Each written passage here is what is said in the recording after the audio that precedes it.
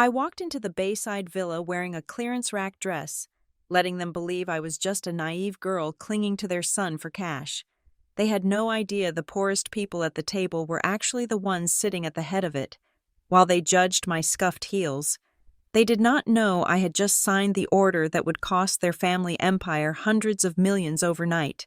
My name is Cassidy Hart, and as I stood before the cracked full-length mirror in my rented apartment on the outskirts of Lakeview City, I knew I looked exactly like a mistake. I was 32 years old, but in this dress, a shapeless polyester blend in a shade of blue that washed out my complexion, I looked younger, frailer, and infinitely more desperate. I had bought it 3 years ago from a discount rack for $20, and I had resisted every urge to tailor it. The hem hung slightly unevenly, and the fabric bunched at the waist. I slipped my feet into a pair of beige pumps, where the leather had begun to peel near the toe. I could have fixed it with a dab of polish, but I left the scuff mark there intentionally. It was a detail, the kind of detail that screams financial instability louder than any bank statement ever could. I smoothed my hair back into a low, sensible ponytail, securing it with a plain elastic band. No jewelry, no watch. My reflection stared back at me, wide-eyed and anxious. It was a perfect disguise. To the world, I was a struggling, low-level employee at Northline Metrics, a company so obscure and boring that people's eyes glazed over before I could finish the sentence. I was the girl from the wrong side of the tracks, the one who clipped coupons and worried about the price of gas. I took a deep breath, inhaling the scent of lemon furniture polish and old drywall, and practiced my smile. It had to be weak. It had to be eager to please. When Liam knocked on the door, I waited 5 seconds before opening it, just to settle my nerves. Liam Caldwell stood there, looking like a catalog model for generational wealth. He was 34, with the kind of jawline that seemed to be a genetic requirement for the Caldwell men, and eyes that were currently filled with a frantic sort of love. He wore a cashmere sweater that probably cost more than my car, yet he looked at me as if I were the prize. "You look lovely, Cass," he said, but his voice was tight. He stepped inside, his eyes darting around my tiny living room as if looking for invisible threats. "I tried to warn you. Remember? My parents are particular. Graham and Margot. They have this idea of what the family image should be. They are obsessed with it. It is not personal. It is just how they are programmed." I reached out and took his hand, letting my fingers tremble slightly. "I know. Liam, I just want them to like me. I do not want to embarrass you." "You could never embarrass me," he said, kissing my forehead. "But please, just try not to let them get to you. They can be intense." We walked out to the parking lot. I insisted we take my car. It was a 10-year-old sedan with a rusting undercarriage and an engine that rattled like a tin can full of marbles when it idled. Liam hesitated when he saw it, clearly pained by the thought of arriving at Silvercrest Bay in such a vehicle. But he nodded. It was part of the narrative, the poor girl driving her unreliable car into the kingdom of gold. The drive to Silvercrest Bay took 40 minutes. As we crossed the bridge that separated the working class of Lakeview from the elite, the atmosphere shifted. The streetlights changed from sodium orange to a soft, expensive white LED. The potholes vanished, replaced by asphalt so smooth it felt like driving on glass. Liam gripped the passenger door handle, his knuckles white, rambling about his mother's flower arrangements and his father's recent stress over the quarterly earnings. I listened, nodding sympathetically, acting the part of the supportive, naive girlfriend. But inside, my mind was running a different track. When Liam mentioned his father was stressed about market volatility, I knew he actually meant the liquidity crisis Caldwell Atlantic was facing due to over-leveraged assets in the commercial sector. I knew because I had read the footnotes in their public filings that most analysts ignored. I knew their debt-to-equity ratio was climbing toward a dangerous 4-to-1. We pulled up to the gates of the Caldwell estate.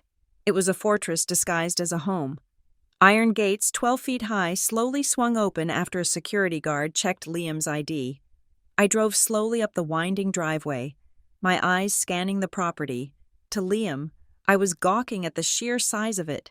To me, I was an appraiser. I noted the landscaping crew, at least 6 men working on a Sunday evening. I noted the slate roof that looked like it had been recently replaced, likely costing upwards of $200,000. I saw the security cameras tucked discreetly into the oak trees, pivoting to follow my battered car. This was not just a home. It was a heavy liability. The burn rate to maintain a property like this was astronomical.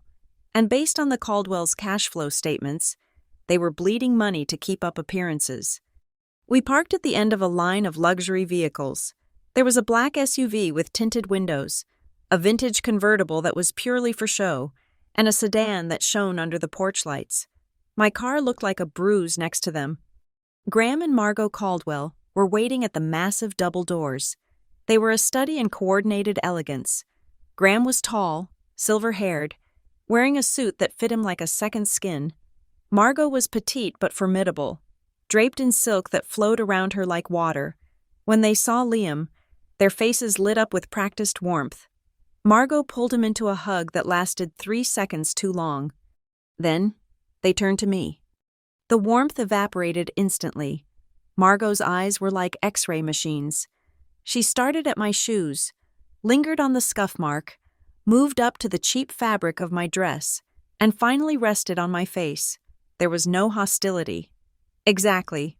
It was worse. It was dismissal. She looked at me the way one looks at a stain on a carpet, something unfortunate that needed to be removed. "You must be Cassidy," Graham said, his voice booming. He did not offer his hand. "Yes." "It is so nice to meet you," I said, forcing my voice to sound small and breathless. "You have a beautiful home." Margot smiled, but it did not reach her eyes. "Thank you. It has been in the Caldwell family for 4 generations. We take our stewardship of it very seriously." They led us into the dining room. The table was long enough to seat 20 people, but it was set for 4 at one end, creating an intimate setting that felt more like an interrogation room. The crystal chandelier above us probably cost more than the annual tuition at the state university I claimed to have attended. As we sat, servers moved silently from the shadows, pouring wine and placing appetizers that looked too artistic to eat. "So, Cassidy," Graham started, unfolding his napkin with a snap. "Liam tells us you are in analysis?" I nodded quickly, taking a sip of water to hide my composure. "Yes, sir. Northline Metrics. I am a junior data associate. It sounds fancy, but really, I just stare at spreadsheets all day. I check numbers for local retail chains. It is not very exciting." I watched Graham exchange a look with Margot. It was a look of relief mixed with disdain. They liked that I was boring. They liked that I was small. "Retail chains," Margot said, cutting a piece of asparagus with surgical precision. "That must be steady work. I suppose someone has to count the inventory for the grocery stores." I felt a flash of irritation, hot and sharp, but I buried it under a layer of shame. I lowered my eyes. "Yes, ma'am, it pays the rent. I mean, mostly, it is a good job for now." Graham swirled his wine, a vintage red that I identified by the label as being worth at least $800 a bottle. He clearly wanted to show off. You know, in my world, data is everything. At Caldwell Atlantic, we deal in macro trends, global shifts. I was just telling the board yesterday that with the Fed rates hovering where they are, the yield curve inversion is practically guaranteeing a bull run in the industrial sector. I almost choked on my bread. He was wrong. Fundamentally, embarrassingly wrong. An inverted yield curve was a classic predictor of a recession, not a bull run, and the industrial sector was currently the most vulnerable to the supply chain shocks happening in Asia. He was parroting buzzwords he had heard on television without understanding the mechanics. I wanted to correct him. I wanted to tell him that his understanding of market dynamics was as outdated as the decor in this room. Instead, I widened my eyes. "Wow, that sounds so complicated. Mr. Caldwell, you must have to be incredibly smart to understand all that." Graham preened. He actually puffed out his chest. "Well, it takes a lifetime of experience. Cassidy, It is not something you learn in a textbook, it is instinct. The dinner continued in this agonizing fashion. Margot asked me about my parents. I told her the truth, that my father worked in a factory and my mother was a receptionist, and I watched her recoil slightly, as if poverty were contagious. She asked where I lived, and when I named the neighborhood, she offered a pitying hum. "It is just that," Margot said, leaning forward and resting her chin on her manicured hand. "We worry about Liam. He has such a heavy burden to carry. He is the future of Caldwell Atlantic. He needs a partner who understands the pressure of that world. Someone who can host galas, manage the foundation, navigate the social season in the city." She paused, letting the silence stretch until it was uncomfortable. "We just want to make sure he's with someone who lifts him up. Cassidy, not someone who drags him down. Someone who fits." Beside me, Liam dropped his fork. It clattered loudly against the china. "Mom, that is enough." Margot blinked, looking innocent. "I am just making conversation." "Darling, Cassidy understands. Do you not? It is just practical. We cannot pretend that background does not matter." I looked at Liam, seeing the pain and embarrassment on his face. He was ready to fight for me, but he was terrified of them. I placed a hand on his arm to silence him. I looked at Margot, summoning every ounce of acting ability I possessed. I made my lip tremble. I let my shoulders slump. "I understand, Mrs. Caldwell." I said softly, "I know I am not. I know I am not what you expected. I am just a normal girl. I love Liam. I am not trying to drag anyone down." Margot smiled, satisfied. She had drawn blood. She had established the hierarchy. She believed she had crushed me. Graham cleared his throat, sensing the victory. He raised his glass for a toast. His mood significantly improved now that they had successfully humiliated their guest. "Well, let us not get too serious," he said with a chuckle that sounded like dry leaves being crushed. "We are all just getting to know each other. I just hope, Cassidy, that you are not here because you saw the name Caldwell on a building downtown. I hope you do not think landing a Caldwell is your ticket out of that little apartment. We have seen it before, and it never ends well for the climber." The table went silent. It was a joke, but it was not a joke. It was a threat. I looked at Graham. I looked at his smug, self-satisfied face, the face of a man who was sitting on a mountain of debt he thought he could hide forever. I looked at Margot, who believed her bloodline made her superior to the waitress who served her lunch. I forced a smile onto my face. It was small, shy, and completely non-threatening. "Oh, no, sir," I said. "I would never dream of that."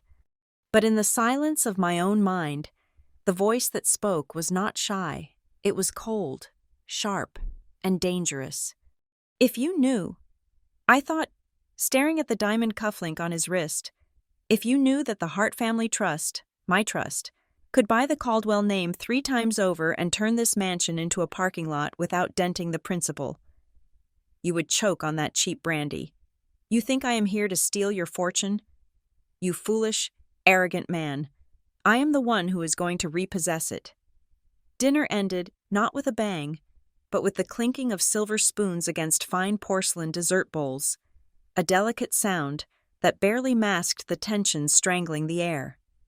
As the servers cleared the plates, Margot stood up, smoothing the front of her silk dress. "Cassidy," she said, her voice dripping with artificial sweetness, "why do we not let the men talk business? Graham has some boring numbers to discuss with Liam.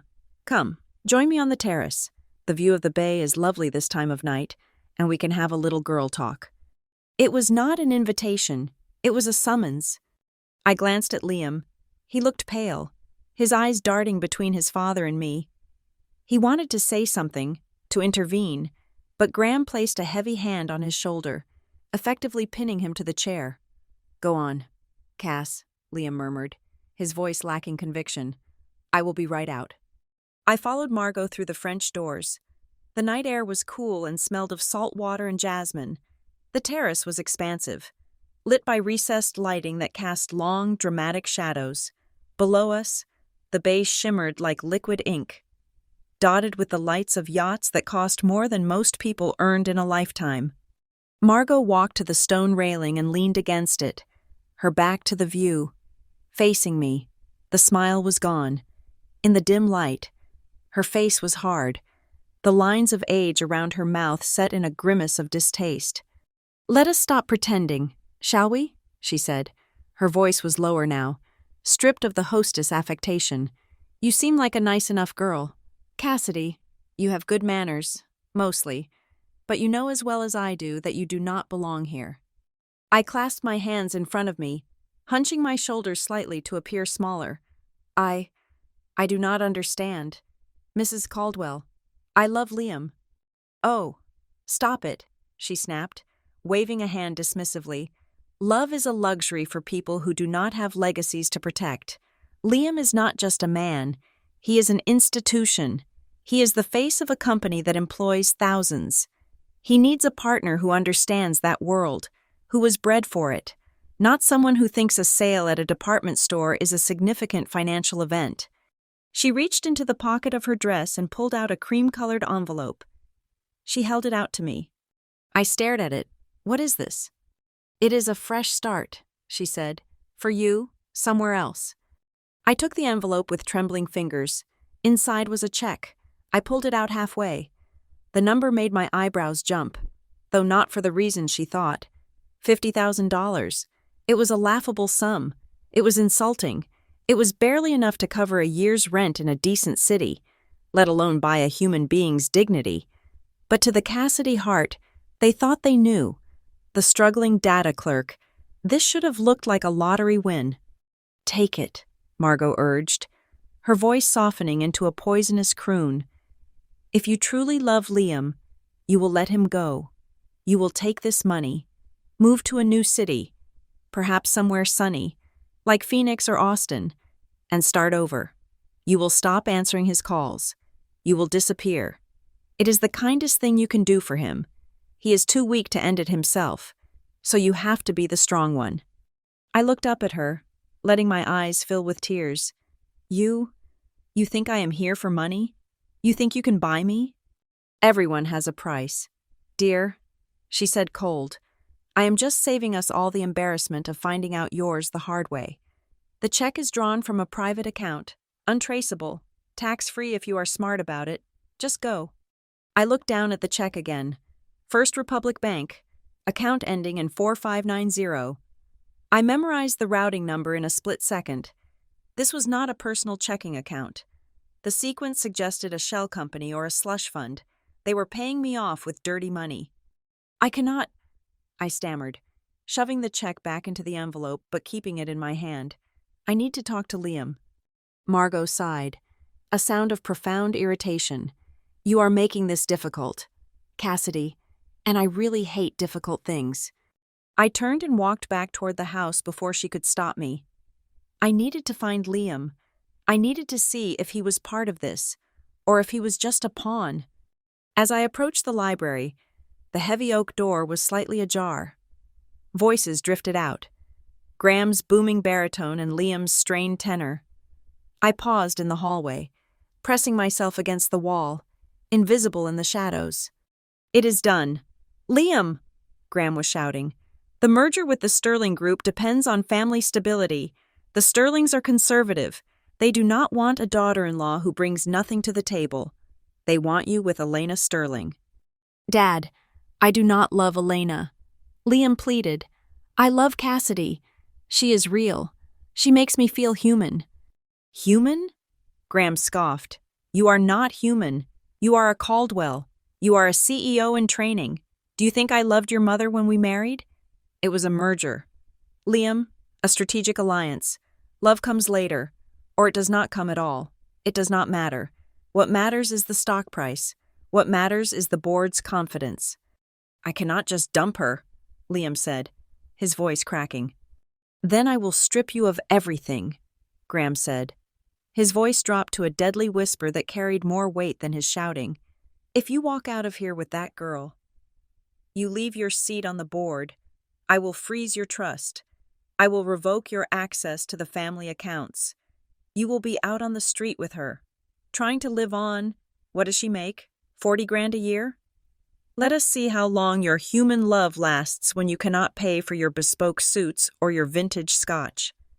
There was a silence, a long, agonizing silence. Liam? Graham pressed. Are you a CEO or are you a fool?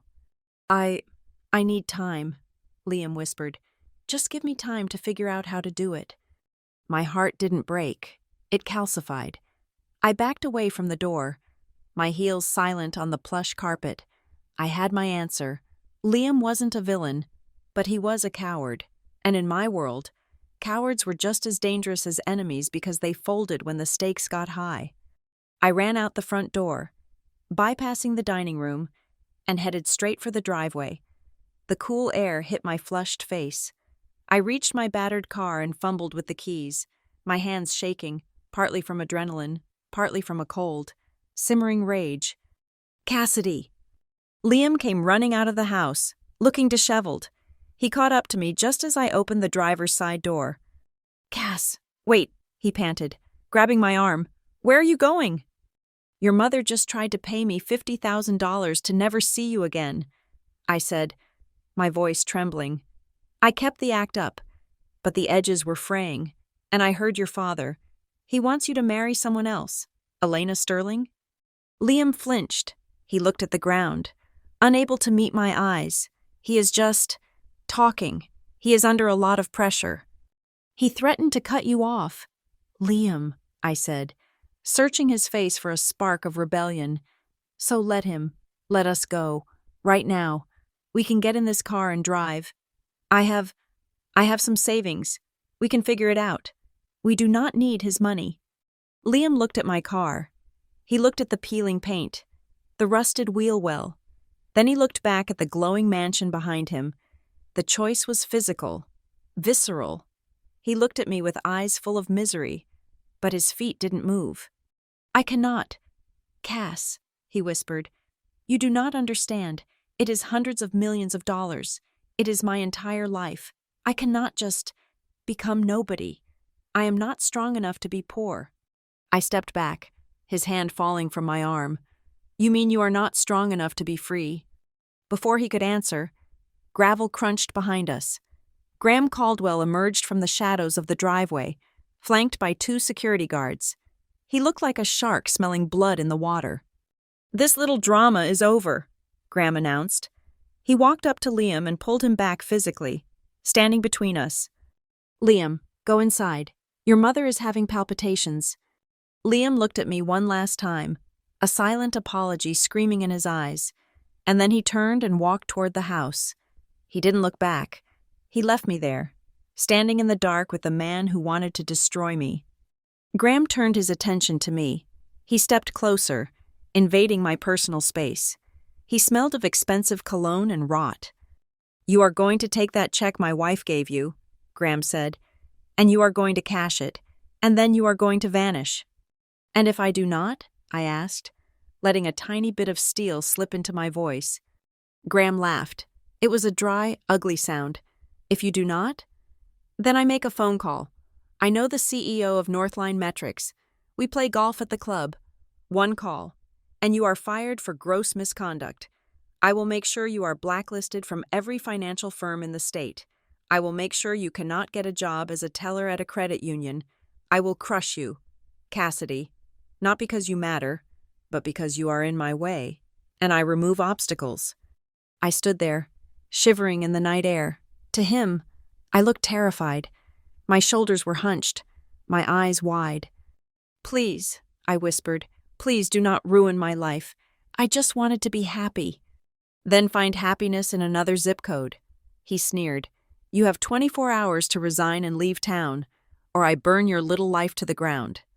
He turned on his heel and walked back toward his fortress, the security guards trailing him. I got into my car. My hands were shaking so hard it took me 3 tries to get the key in the ignition. The engine sputtered to life, a pathetic sound in the quiet luxury of Silvercrest Bay. I drove out of the gates, the tears on my cheeks drying into tight, salty tracks. But as soon as I turned the corner and was out of sight of the cameras, my breathing steadied. My hands stopped shaking. I reached into my purse and pulled out the envelope Margot had given me. I turned on the dome light and looked at the check again. I did not care about the $50,000. I cared about the signature.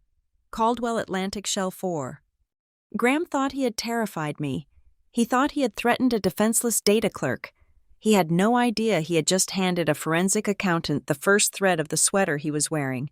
He threatened to call the CEO of Northline? He didn't know that Northline Metrics was a subsidiary of a holding company that I secretly advised. He threatened to blacklist me? I was the one who wrote the blacklists. My phone buzzed on the passenger seat. It was a text from Liam. "Cass, I am so sorry. I love you. Please, just give me time. I have to play their game for a while.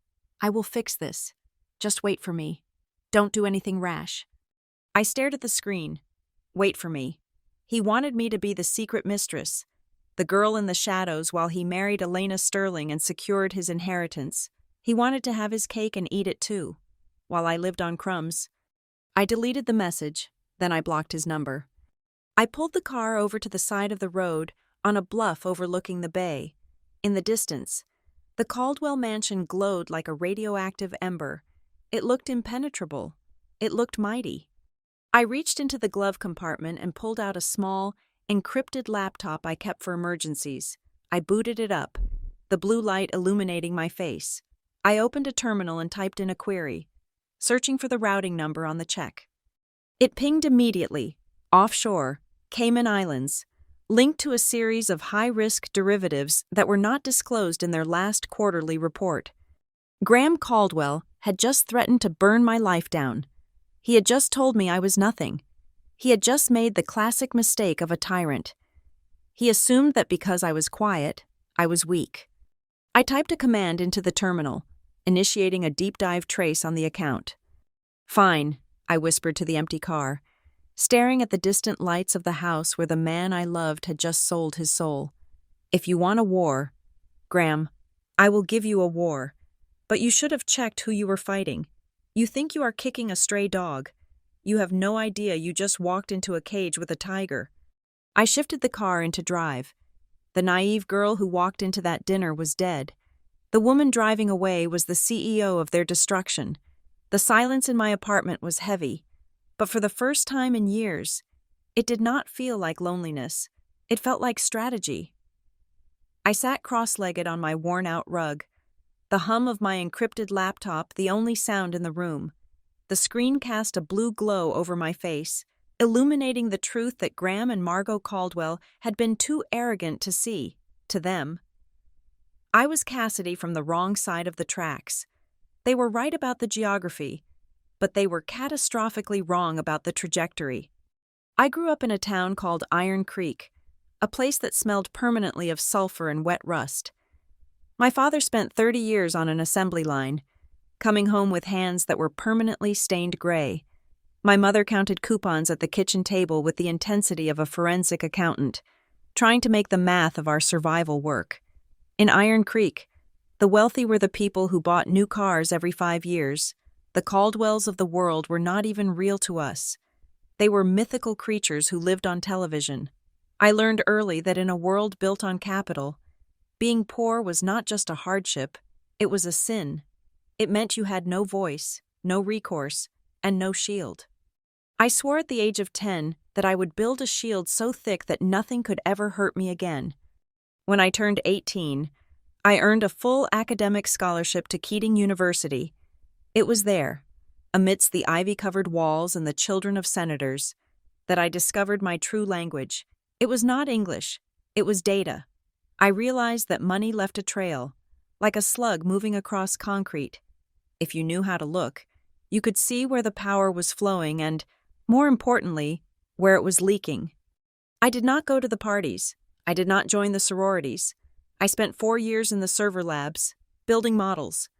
After graduation, while my peers were fighting for internships at Goldman Sachs, I moved into a basement with 2 friends from the engineering department. We ate instant noodles and slept on mattresses on the floor. Coding 20 hours a day, we built Helix Grid Analytics, It was an artificial intelligence platform designed to scan market volatility and predict liquidity crises before the banks even knew they were in trouble. We were ghosts. We had no suits, no office, and no reputation, but our code was perfect. 2 years later, we predicted the collapse of a mid-sized European sovereign fund 3 days before it happened. A private equity firm in London took notice. They did not care that we were nobodies. They cared that we were right. They bought Helix Grid in an all-cash deal. The wire transfer hit my account on a Tuesday morning. I was 24 years old. I remember staring at the screen, seeing the number, $26 million. I did not scream. I did not call my parents. I sat in silence and felt the weight of the world lift off my chest. But with the money came the non-disclosure agreements. The buyers wanted the technology, but they did not want 3 kids in hoodies to be the face of it. We were paid to disappear. That suited me perfectly. I took my share and did something reckless. I did not buy a mansion. I did not buy a Ferrari. I reinvested 90% of it into a shadow fund called the Heartlake Capital Syndicate. It was a closed loop of investors who specialized in distressed assets, companies that were failing but had valuable bones. I became a silent partner. I learned to operate in the dark. I learned that the real power players are never the ones on the magazine covers. They are the ones whose names you cannot find on Google. But I needed a cover. Wealth isolates you, and I wanted to keep my ear to the ground. I wanted to see the market from the bottom up, not the top down. So, I created the character of Cassidy Hart, the struggling data analyst. I rented this drafty apartment in Lakeview. I bought the used sedan. I applied for a job at Northline Metrics, a mid-tier data processing firm. It was the perfect disguise. Northline was a vendor for hundreds of major corporations. As a low-level analyst, I had access to raw data that CEOs ignored: invoice delays, supply chain hiccups, employee turnover rates. To my boss at Northline, I was the quiet girl who was good at Excel and never complained about working late. To my partners at Heartlake Capital, I was the oracle, the anonymous source who flagged risks before the Wall Street Journal even caught a whiff of them. My parents still thought I was scraping by. I sent them money, of course, but I always disguised it. I told them I won a small employee bonus, or that I found a good deal on insurance. I paid off their mortgage anonymously through a shell company, telling them the bank had made a clerical error in their favor. They were too happy to question it. Then came the twist of fate that felt like a cruel joke. 3 years ago, before I had ever met Liam, I was at a fintech conference in Chicago. I was there under my alias, sitting in the back row of a presentation on legacy debt in family conglomerates. The speaker flashed a slide showing companies with dangerous debt-to-equity ratios. There, fourth on the list, was Caldwell Atlantic Holdings. I remembered writing the name down. I went back to my hotel room that night and ran a preliminary scan on them. It was a disaster waiting to happen. They were hiding losses in subsidiary accounts. They were borrowing from one hand to pay the other.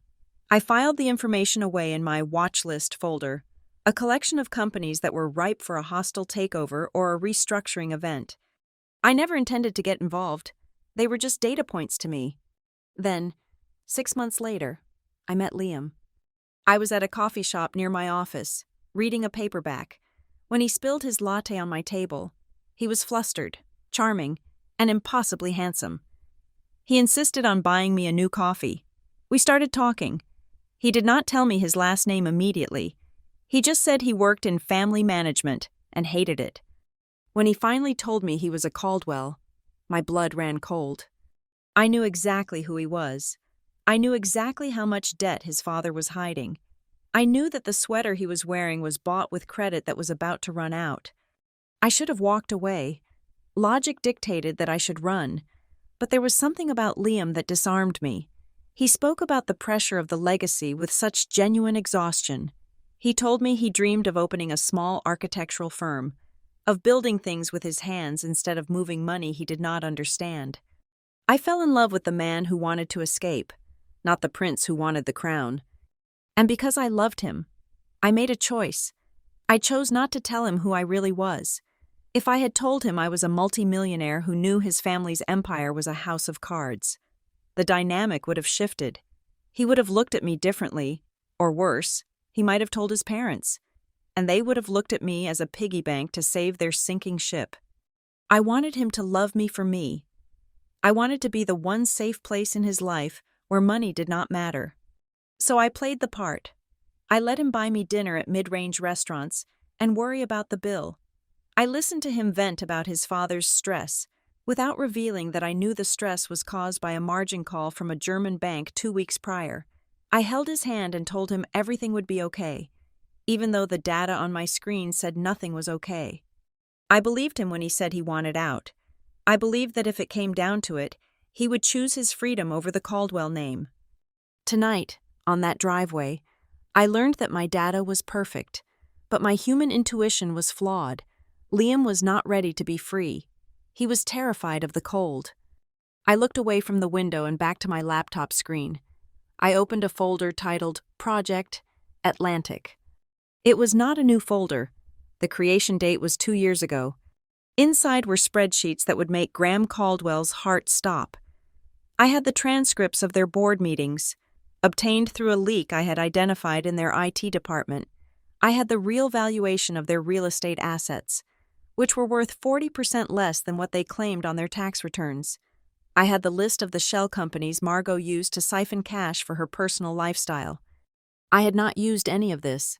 I had sat on it, protecting them, protecting Liam. I had been the silent guardian of the very people who looked down their noses at me tonight. But the guardian was gone. I scrolled down to a file named Liquidity Crunch Trigger, XLSX. Graham thought he could threaten my job at Northline? He thought he could bully a girl who made $45,000 a year? I typed a command to open the secure communication channel with the Heart Lake Syndicate. It was 3 o'clock in the morning, but I knew my partners were awake. Money never sleeps, and neither does revenge. I began to type a message. To the Syndicate, from the Oracle. Subject, Caldwell Atlantic Holdings, status, green light. I paused, my fingers hovering over the keys. I thought of Margot's face when she handed me that check. I thought of Liam turning his back on me. I continued typing. Initiate Phase 1. Short the stock at market open. Leak the solvency report to the press at 10 o'clock. Contact the creditors and offer to buy the debt at 60 cents on the dollar. I hit send. The message vanished, encrypted and scattered across servers in 3 different continents. By the time the sun rose over Silvercrest Bay, the Caldwells would be waking up to a nightmare. They thought they had disposed of a piece of trash. They did not know they had just handed the detonator to the demolition expert. I closed the laptop and stood up. I walked to the kitchen and poured myself a glass of tap water. I drank it slowly, savoring the taste. It tasted like iron. It tasted like war. I did not sleep. Sleep is for people who have peace of mind, or at the very least, a future they can predict. After I drove away from the gates of Silvercrest Bay, I returned to my apartment and turned it into a war room. I brewed a pot of black coffee strong enough to strip paint and sat down in front of my triple monitor setup. I was not crying. The time for tears had passed somewhere between Margot offering me a check and Graham threatening to blacklist me. Now, I was operating on cold, hard adrenaline. I opened the file I had named Project Atlantic. Before tonight, it had been a passive observation log. Now, it was a demolition plan. I began to map out the entire corporate structure of Caldwell Atlantic Holdings. It looked like a spider web spun by a drunk spider. On the surface, the company looked pristine. Their quarterly reports showed steady growth, solid revenue from their logistics division, and a healthy cash reserve. But I knew where to look for the rot. I looked at the footnotes. I looked at the related party transactions. What I found was a classic, albeit sophisticated, shell game. Graham Caldwell was using a network of subsidiaries, companies that existed only on paper, to hide the family's bad debts. Here's how it worked. Caldwell Atlantic would take out a massive loan to fund a bad real estate project. When the project failed, instead of declaring the loss on the main company books, they would transfer the debt to a shell company. Then, They would list that shell company as an investment with a vague valuation. To an outsider, it looked like an asset. To me, it looked like a time bomb. They were hiding nearly $300 million in toxic debt. If the banks found out, they would call in their loans immediately. If the shareholders found out, the stock would plummet. I leaned back in my chair, the blue light of the screens reflecting in my eyes. This was the leverage I needed. I did not need to scream or shout. I just needed to pull one specific brick out of the wall, and the whole castle would come down. I opened a secure line to my partners at Heart Lake Capital. It was 4 a.m, but in the world of high-stakes finance, nobody is ever truly asleep. I initiated a conference call on an encrypted channel, using a voice modulator that lowered my pitch and stripped away any identifying cadence. To them, I was just the Oracle. "Gentlemen," I said into the microphone, "I have found a short opportunity that will make our last quarter look like pocket change." I laid it out for them. I did not mention my personal vendetta. I did not mention Liam or the dinner or the way Margot looked at my shoes. I spoke the only language they respected: profit. I explained that Caldwell Atlantic was over-leveraged and fraudulent. I proposed that we create a special purpose fund, a black box fund, specifically designed to bet against Caldwell. "We are going to short this stock," I told them. "We will borrow the shares at the current high price, sell them, and then wait. When the truth comes out and the price crashes to zero, we will buy them back for pennies. The difference is ours." The partners were hesitant at first. Shorting a family legacy firm is risky, but when I uploaded the raw data, the trail of money moving to the Cayman Islands, the inflated property values, the hesitation vanished. I saw the authorization codes light up on my screen one by one. By 5 a.m, I had a war chest of $40 million allocated to bet on the destruction of the Caldwell Empire. But money was not enough. I needed to destroy their credibility. I began phase 2 of my plan, the Whisper campaign. I drafted a series of emails. I created a dozen fake identities: junior analysts, curious grad students, concerned retirees. I sent these emails to the major institutional investors who held Caldwell stock. The emails were polite, almost naive. "Dear Investor Relations," one read, "I was looking at the Caldwell annual report for my thesis, and I noticed that the valuation of the subsidiary Blue Harbor Logistics seems to be based on projected earnings rather than actual assets. Could you clarify why this entity holds so much debt but has no physical address?" It was a simple question, but in the paranoid world of Wall Street, a simple question is like a drop of blood in a shark tank. These investors would read it. They would check their own internal models, and they would realize they had missed something. Doubt is a virus. I just needed to be patient zero. Next, I needed independent verification. I could not release the data myself without exposing my identity. I needed someone else to find the smoking gun. I contacted a firm called Argus Inquiry. They were a boutique forensic accounting firm known for being ruthless and entirely mercenary. I hired them anonymously, paying their retainer in cryptocurrency.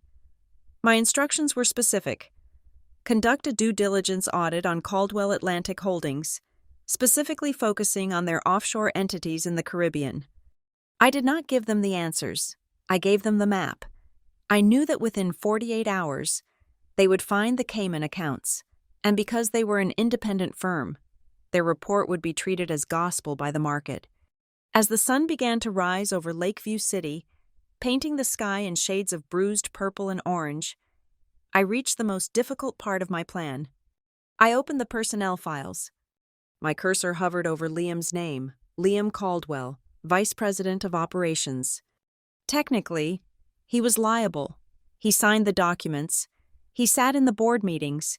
If I released everything I had, he could face criminal charges alongside his father. I stared at his picture on the corporate website. He looked so polished, so perfect, but I remembered the look in his eyes in the parking lot, the fear, the weakness. He did not deserve prison.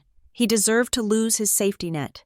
Yes, he deserved to have his golden parachute cut, but he did not deserve to be destroyed. With surgical precision, I began to redact his name from the evidence package I was compiling. I highlighted Graham's signatures. I highlighted Margot's expense reports. I built a narrative that painted Liam as a figurehead, a son kept in the dark by his manipulative parents. It was mostly true.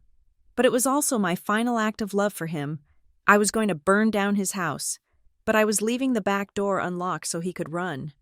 By midday, the caffeine was wearing off, replaced by a strange, ice calm. I went to work at Northline Metrics as usual. I sat at my cubicle, wearing my cheap cardigan, and nodded politely when my manager asked me to update a spreadsheet. I heard Graham's voice in my head. "I will make sure you are blacklisted." I smiled at my screen, while Graham was likely playing golf, thinking he had successfully bullied me into submission. My bots were already crawling through the market, setting up the short positions. Every time the stock ticked up by a fraction of a percent, my algorithm added to our bet against it. That evening, I returned home and prepared the final blow. There was a journalist named Elias Thorne. He wrote for the Financial Chronicle and had a reputation for destroying corporate giants. He had won a Pulitzer for exposing a pension fund scandal 3 years ago. He was hungry, aggressive, and hated the old money establishment. I compiled a dossier. It contained the summary of the shell companies, the bank routing numbers, and the internal emails from Graham discussing how to hide the bleeding from the shareholders. I did not send it digitally. Digital trails can be traced. Instead, I printed it out. 300 pages of damning evidence. I put it in a plain manila envelope. I drove to a post office 3 towns over, wearing a baseball cap and sunglasses, and mailed it with no return address. But I also sent him a teaser. I sat at my laptop and opened a burner email account. I typed a message to Elias Thorne's secure tip line. Subject: The Caldwell Atlantic Myth. Mr. Thorne, you believe Caldwell Atlantic is a pillar of stability. You are wrong. It is a Ponzi scheme wrapped in a family crest. A package is on its way to you. It contains the proof that Graham Caldwell has been lying to the SEC for 5 years. Do not ignore it. The collapse is coming, and you can be the one who rings the bell. Sincerely, a friend of the truth. I pressed send. I stood up and walked to the window of my apartment. I looked out at the city lights. Somewhere out there, in the wealthy district, the Caldwells were probably having dinner. They were probably drinking their expensive wine, congratulating themselves on handling the Cassidy problem. They thought the threat was gone. They did not know that the ground beneath their feet had already been mined. I checked the time. It was 1 minute to midnight. My phone buzzed on the desk. It was a notification from the encrypted email app. I picked it up. The reply was from Elias Thorne. He must have been working late, monitoring his tip line. The message was short. I have been hearing whispers about them all day. My sources say someone is shorting the stock aggressively. If what you say is in that package, if this is true, this will be the biggest bomb of the year. I am listening. I turned off the screen. The room plunged into darkness. Let the games begin. 3 weeks had passed since the night I drove away from Silvercrest Bay. 3 weeks of watching lines on a graph move exactly where I wanted them to move. The short positions were set. The forensic auditors were quietly tearing through the Caribbean shell accounts like termites in a wooden beam.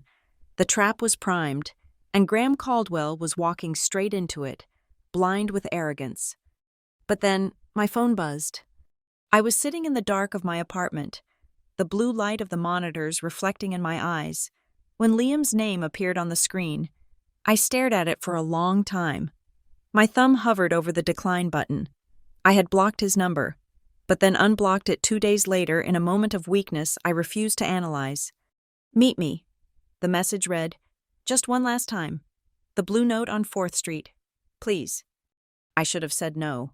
Every strategic bone in my body told me that contact with the target was a liability. But I was not just a strategist. I was a woman who had spent 2 years loving a man who was now drowning. I went. The Blue Note was a dive bar, the kind of place where the floor stuck to your shoes and the lighting was dim enough to hide sins. It was the last place anyone would look for the heir to the Caldwell empire. When I walked in, I almost did not recognize him. Liam was sitting in a booth in the back, nursing a whiskey that looked untouched. He was wearing a wrinkled button-down shirt with the top collar undone, and he had not shaved in 2 days. The golden boy of Silvercrest Bay looked like a ghost. I slid into the booth opposite him. He looked up, and the raw misery in his eyes hit me like a physical blow. "You came," he said, his voice rough.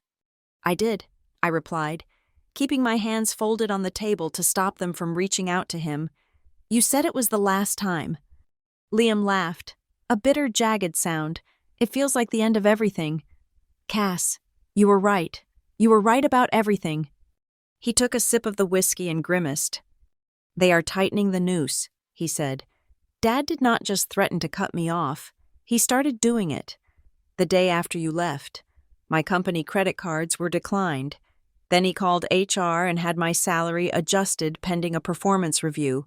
He even revoked my security clearance for the executive floor.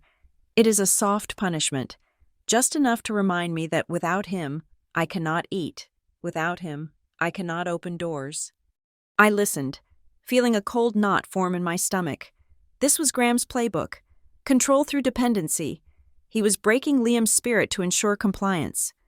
"Why do you stay?" I asked softly. Liam looked down at his hands. "Because I am scared. Cass, that is the truth. They raised me to be incapable of surviving in the real world. I do not know how to be anything other than a Caldwell. If I leave, I am nothing. I am just a guy with expensive tastes and no skills." He looked up at me, his eyes searching mine for an answer I could not give. "I tried to stand up to them yesterday," he whispered. "I told Mom I missed you. Do you know what she said? She said that longing is a symptom of an idle mind and suggested I take a trip to the vineyard to clear my head. They do not even hear me. I am furniture to them, a very expensive lamp they need to place in the right corner." I looked at him, and the weight of my secret pressed down on me. He felt trapped now? He had no idea. If my plan succeeded, and it would succeed, the cage he was afraid to leave was going to incinerate. I was about to strip away the very fortune that held him hostage. In a way, I was freeing him, but in another way, I was the executioner of his identity. Liam reached across the table and took my hand. His skin was cold. "Tell me what to do, Cass," he pleaded. "Tell me to fight them. Tell me to burn it all down for you. If you tell me to do it, I think I could find the courage, but I cannot do it for myself. I am not strong enough alone." I stared at our joined hands. It would be so easy. I could use him. I could tell him to gather inside information for me. I could turn him into a weapon against his parents. It would speed up my plan by weeks. But I looked at his face, so open, so broken, and I knew I could not do it. "No," I said, pulling my hand away gently. His face fell. "You do not want me anymore." "That is not it. Liam," I said, my voice shaking slightly, "I cannot be the reason you leave. If you fight them because of me, you are just trading one master for another. You are trading your father's control for mine. You need to leave because you want to live. You need to become a person who owns his own life, not a puppet for Graham or a prize for me." Liam sat back, the rejection stinging him, though he seemed to understand the truth of it. "You always were the strong one," he murmured. I stood up. I could not stay there. The guilt was becoming suffocating. I was looking at a man I was about to financially ruin, and he was looking at me like I was his savior. "I have to go. Liam." He stood up too, grabbing his coat. He did not try to stop me, but he walked me to the door. Outside, the city rain was falling, blurring the streetlights. "Cassidy," he said, stopping me on the sidewalk. I turned. "If I get out," he said, his voice steady for the first time that night, "if I ever find a way to walk away from them, not with their money, but as my own man, I am going to find you. I do not care if I am broke. I do not care if I am waiting tables. I will find you."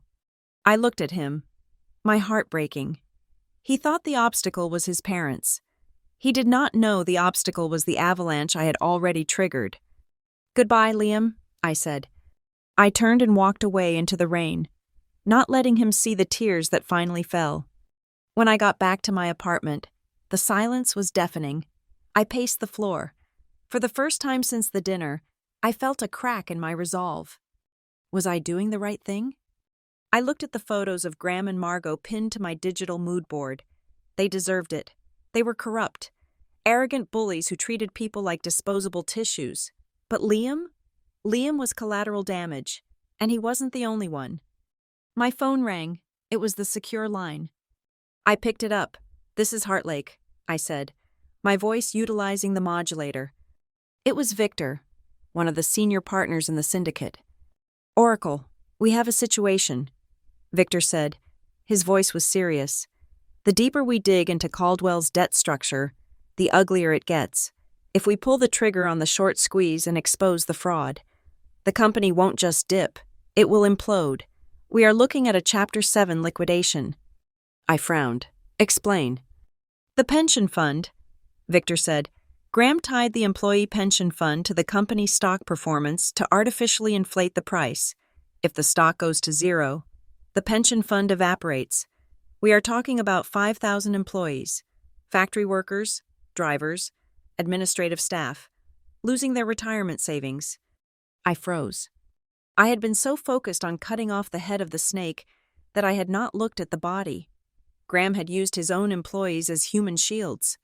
"If we proceed with the scorched earth plan," Victor continued, "we make a fortune, but we will be responsible for wiping out the livelihoods of thousands of families in the tri-state area.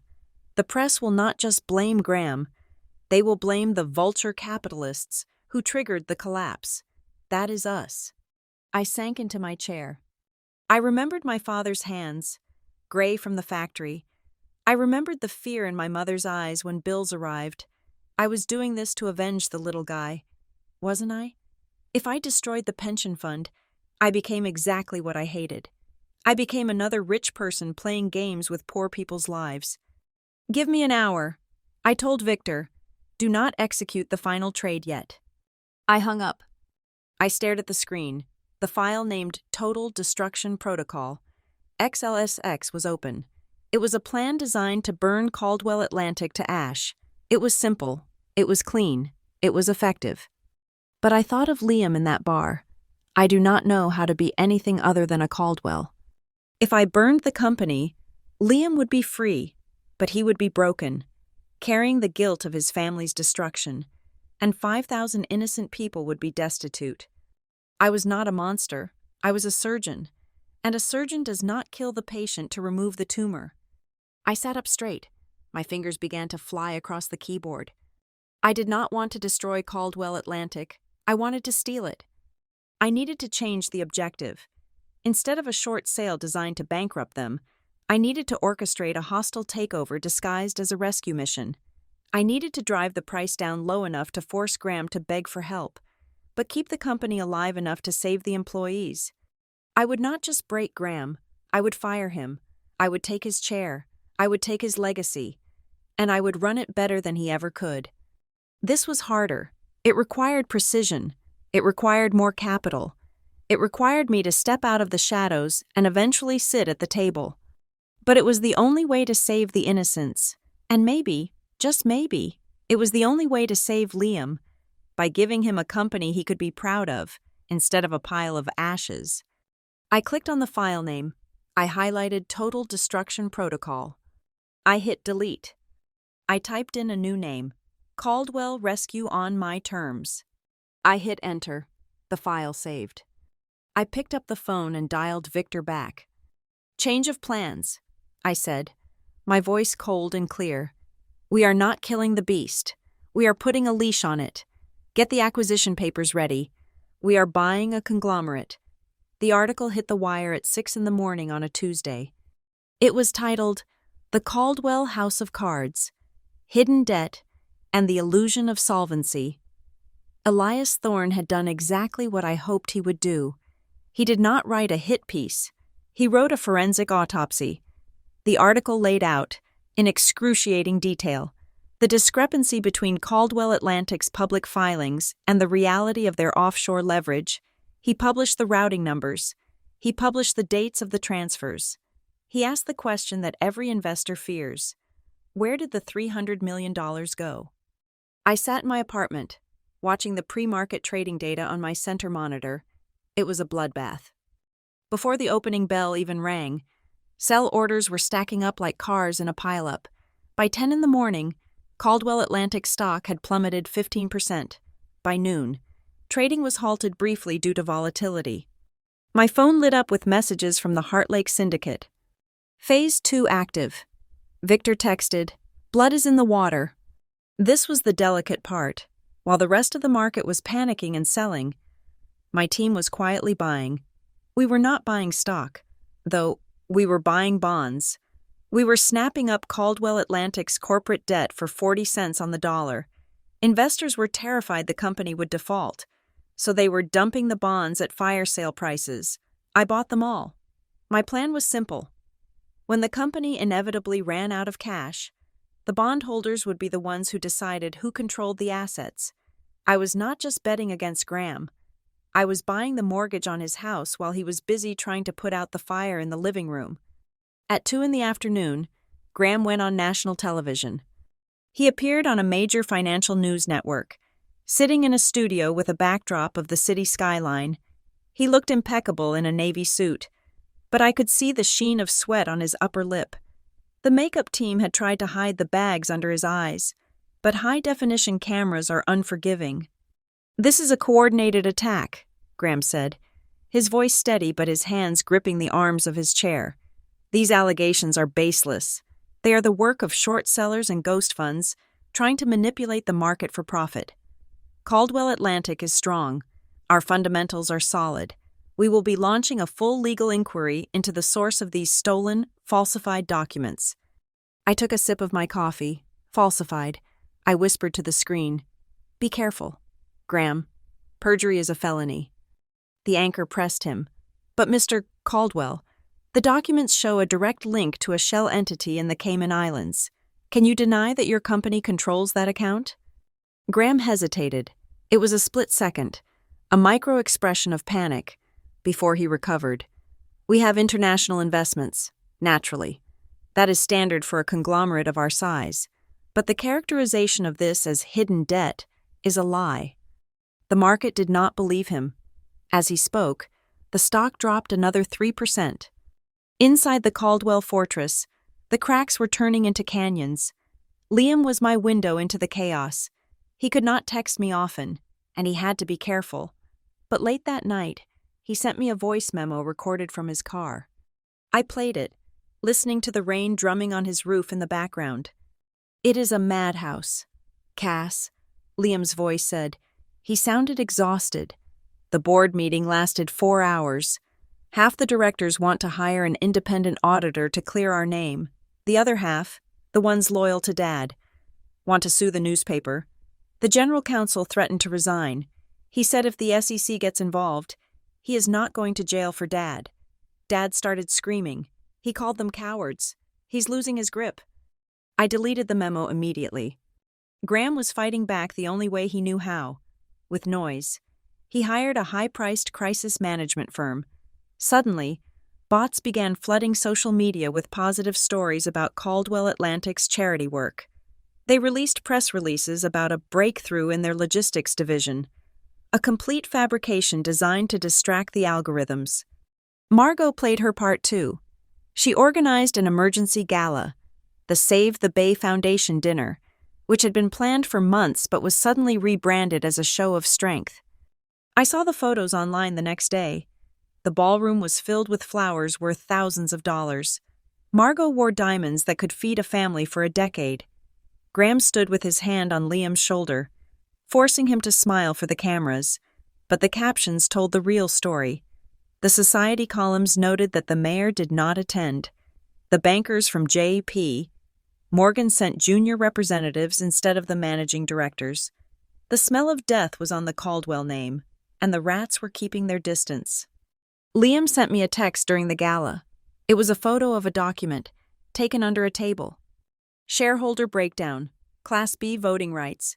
Dad thinks this is locked in a safe." I zoomed in. It was the Holy Grail. It showed exactly who held the voting shares that kept Graham in power. I realized with a jolt that Graham did not own 51% anymore. He had diluted his shares years ago to pay off a gambling debt, another secret he kept hidden. He only controlled 38%. The rest was held by a scattered group of cousins and silent partners who usually voted with him out of habit. If I could flip those cousins, or if I could buy their positions through the debt-to-equity swap I was planning, Graham would be defenseless. I forwarded the image to my legal team at Heartlake. Find these minority shareholders. I typed, make them offers they cannot refuse. 2 days later, the atmosphere shifted from panic to paranoia. I was at work at Northline, building a legitimate model for a client, when my encrypted phone buzzed. It was a text from Liam. Code red, he knows. I stared at the screen. My heart hammered against my ribs. I waited. 3 minutes later, a longer message came through. Dad found a document in the journalist's second article. It had a timestamp on it, an internal timestamp from the server. He realized that the document was downloaded 3 weeks ago, from an IP address inside the building. He knows there is a leak. He just smashed a tablet against the wall in the conference room. He is screaming about a traitor in the family. He is bringing in a private security team to sweep everyone's devices. I have to wipe this phone. I cannot talk for a while. Stay safe. I sat back in my cubicle chair, the fluorescent lights humming overhead. Graham was cornered. A cornered animal is unpredictable. But the pressure was coming from the outside too. The Securities and Exchange Commission announced a preliminary inquiry into Caldwell Atlantic's accounting practices. It was a polite way of saying the federal government was coming to look at the books. That was the signal the banks were waiting for. That afternoon, the lead lender for Caldwell's revolving credit line, the lifeline that paid their employees and their electric bills, sent a notice of default. They were freezing the credit facility until the investigation was resolved. It was the financial equivalent of cutting the oxygen line to a diver. I knew exactly what was happening in Graham's office because I had predicted it in my model. He would be frantically calling friends, calling politicians, begging for a favor, but nobody catches a falling knife. That evening, I stood by the window of my apartment. The sun was setting, casting long shadows over Lakeview City. My laptop was open to the live feed of the stock price. It had closed at $12 a share. 3 weeks ago, it was at $80. I imagined Graham sitting in his mahogany office at Silvercrest Bay. I imagined the silence of that big, empty house. The servants would be whispering in the kitchen. Margot would be in her room, medicating her anxiety with gin, and Graham would be staring at the glowing red numbers on his screen, realizing that his money, his connections, and his arrogance could not stop the math. I looked at the reflection of my own face in the window. I looked tired, but I also looked relentless. I whispered to the glass, answering the threat Graham had made to the empty air of his boardroom. You want to find the traitor. Graham? You are looking in the wrong place. The traitor isn't the one who leaked the documents. The traitor is the man who looked at his son and saw an asset. The traitor is the man who looked at a woman's shoes and decided she was worthless. You betrayed yourself. I am just the consequences coming home to roost. I turned off the lights in my apartment, leaving only the glow of the monitors. Let him hunt, I thought. By the time he figures out who I am, I will be sitting in his chair. I sat down and opened the file labeled A Caldwell Rescue on My Terms. It was time for the final approach. I typed a new email to the board of directors of Caldwell Atlantic, sending it from a generic legal address. Subject: A proposal for liquidity and restructuring. Dear members of the board, in light of recent market volatility and the freeze on your credit facilities, a consortium of private investors is prepared to offer a lifeline. We are willing to inject $200 million of immediate capital to ensure payroll and operations continue. Our conditions are non-negotiable and will be presented in person. I did not sign it. They would know soon enough. I hit send. The hook was baited. Now, I just had to wait for the shark to bite. The elevator ride to the 42nd floor of the Caldwell Atlantic Tower was smooth, silent, and felt like an ascent to a scaffold. I stood in the center of the mirrored cabin, flanked by two senior partners from the investment bank I was using as a shield. They were men in their 50s, seasoned veterans of Wall Street, yet they looked nervous. They knew we were walking into a room full of desperate animals. I checked my reflection in the polished steel doors. The clearance rack dress from the dinner was gone. In its place was a bespoke charcoal suit, tailored to within a millimeter of perfection. My hair was pulled back in a severe, sleek bun. I wore a watch that cost more than my father's annual salary. I looked like money. I looked like a threat. When the doors slid open, the air in the executive lobby tasted of stale coffee and panic. Secretaries were whispering into phones, their eyes wide. Junior associates were running between offices with stacks of paper.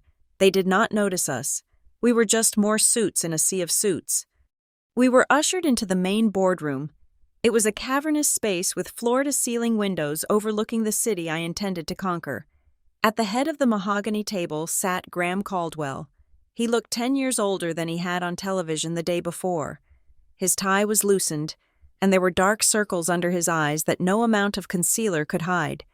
To his right sat the general counsel, looking pale. To his left were 5 other board members, men and women who smelled the smoke and were looking for the exit. Liam was there too. He sat at the far end of the table, slumped in his chair, staring at a tablet. He did not look up when we entered. Graham looked at us with open hostility. He did not stand.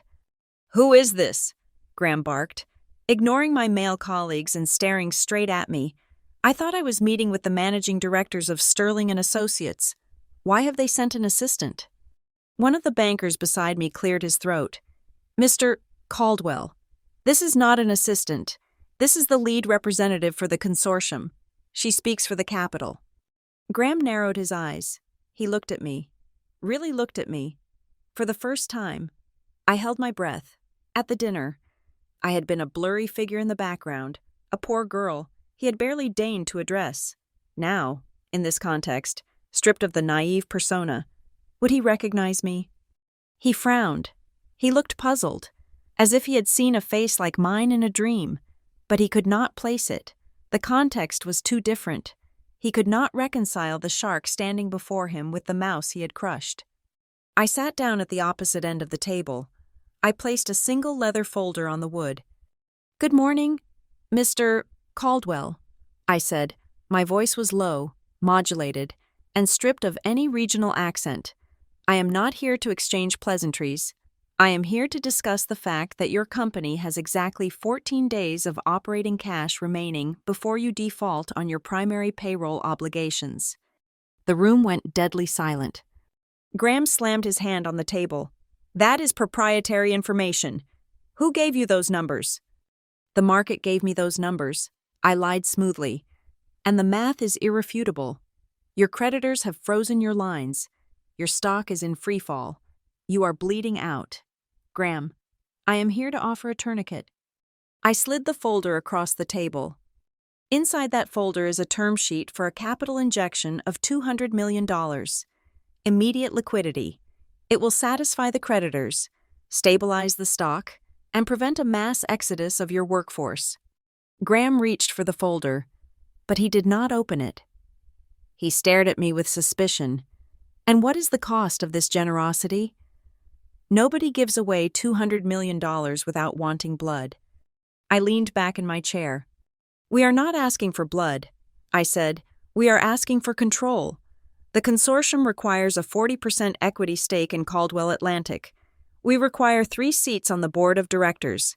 And we require veto power over all executive compensation packages and strategic acquisitions for the next 5 years. Graham laughed. It was a loud, incredulous sound that bounced off the glass walls. "You are out of your mind," he sneered. 40%? That is a hostile takeover disguised as a hug. You think you can walk in here and strip me of my company? I built this." "You inherited this," I corrected him, my voice cutting through his bluster like a razor. "And you broke it. You hid $300 million in debt in offshore shell companies. You lied to your shareholders. You lied to the Securities and Exchange Commission." Graham stood up, his face turning a dangerous shade of red. "Get out! Get out of my building!" I will not sit here and be insulted by some nameless little girl who thinks she knows how the world works.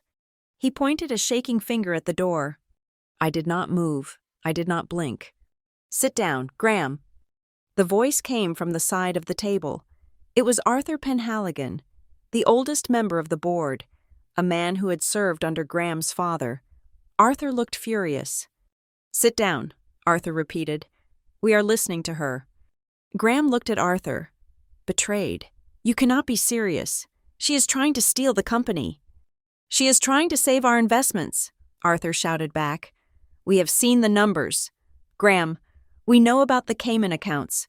If we do not take this deal, the feds will be here by Friday, and we will all leave with nothing but subpoenas. Sit down. Graham looked around the table. He saw no allies. He saw only fear and calculation. Slowly, painfully. He sank back into his chair. He looked small. The door to the boardroom opened with a soft click. Margot Caldwell walked in. She was breathless, her hair slightly askew, carrying a designer handbag like a shield. I am sorry I am late, she said, her voice high and tight. The traffic was impossible, and the press is camped out in the lobby. She moved to take the empty seat next to Graham. As she passed me, she glanced down. She froze. Margot was smarter than Graham. She was more observant. She looked at my face, and then she looked at the hands resting on the table, the same hands that had trembled over her check 3 weeks ago. She looked at my eyes. The color drained from her face so completely that her makeup stood out like a mask. She grabbed the back of a chair to steady herself.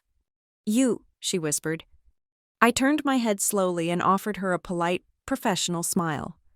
Good morning, Mrs. Caldwell, I said. We were just discussing the terms of your husband's surrender. Margot looked at Graham, then back at me. Her mouth opened and closed, but no sound came out. She sat down heavily, staring at me as if I were a ghost that had crawled out of a grave to haunt her. Graham missed the exchange. He was too busy reading the term sheet, his hands shaking with rage. This is unacceptable, Graham muttered. Veto power? You want to handcuff me in my own boardroom? I want to ensure that the mismanagement that led to this crisis is not repeated. I said coolly, the consortium does not trust your judgment. Mr. Caldwell, we trust the assets. We trust the logistics network. We do not trust the captain who steered the ship into the iceberg. I stood up. I do not expect you to sign today, I said. In fact, I advise you to have your lawyers review it, but be aware that the offer expires in 48 hours. If we do not have a signed agreement by then, we will withdraw the capital, and we will let the market finish what it started. I signaled to my colleagues. We gathered our papers. As I turned to leave, I placed a second stack of documents on the table, right in front of Graham. Just to help your decision-making process, I said, I have included a due diligence report. It details the exact flow of funds from your logistics division to the personal accounts of your family members. It matches the data the authorities are currently looking for. I imagine it would be inconvenient if this became public record. Graham looked at the stack. He recognized the account numbers on the top page. He looked up at me with pure hatred. Who are you? He hissed. I am the market correction, I said. The meeting broke up in chaos.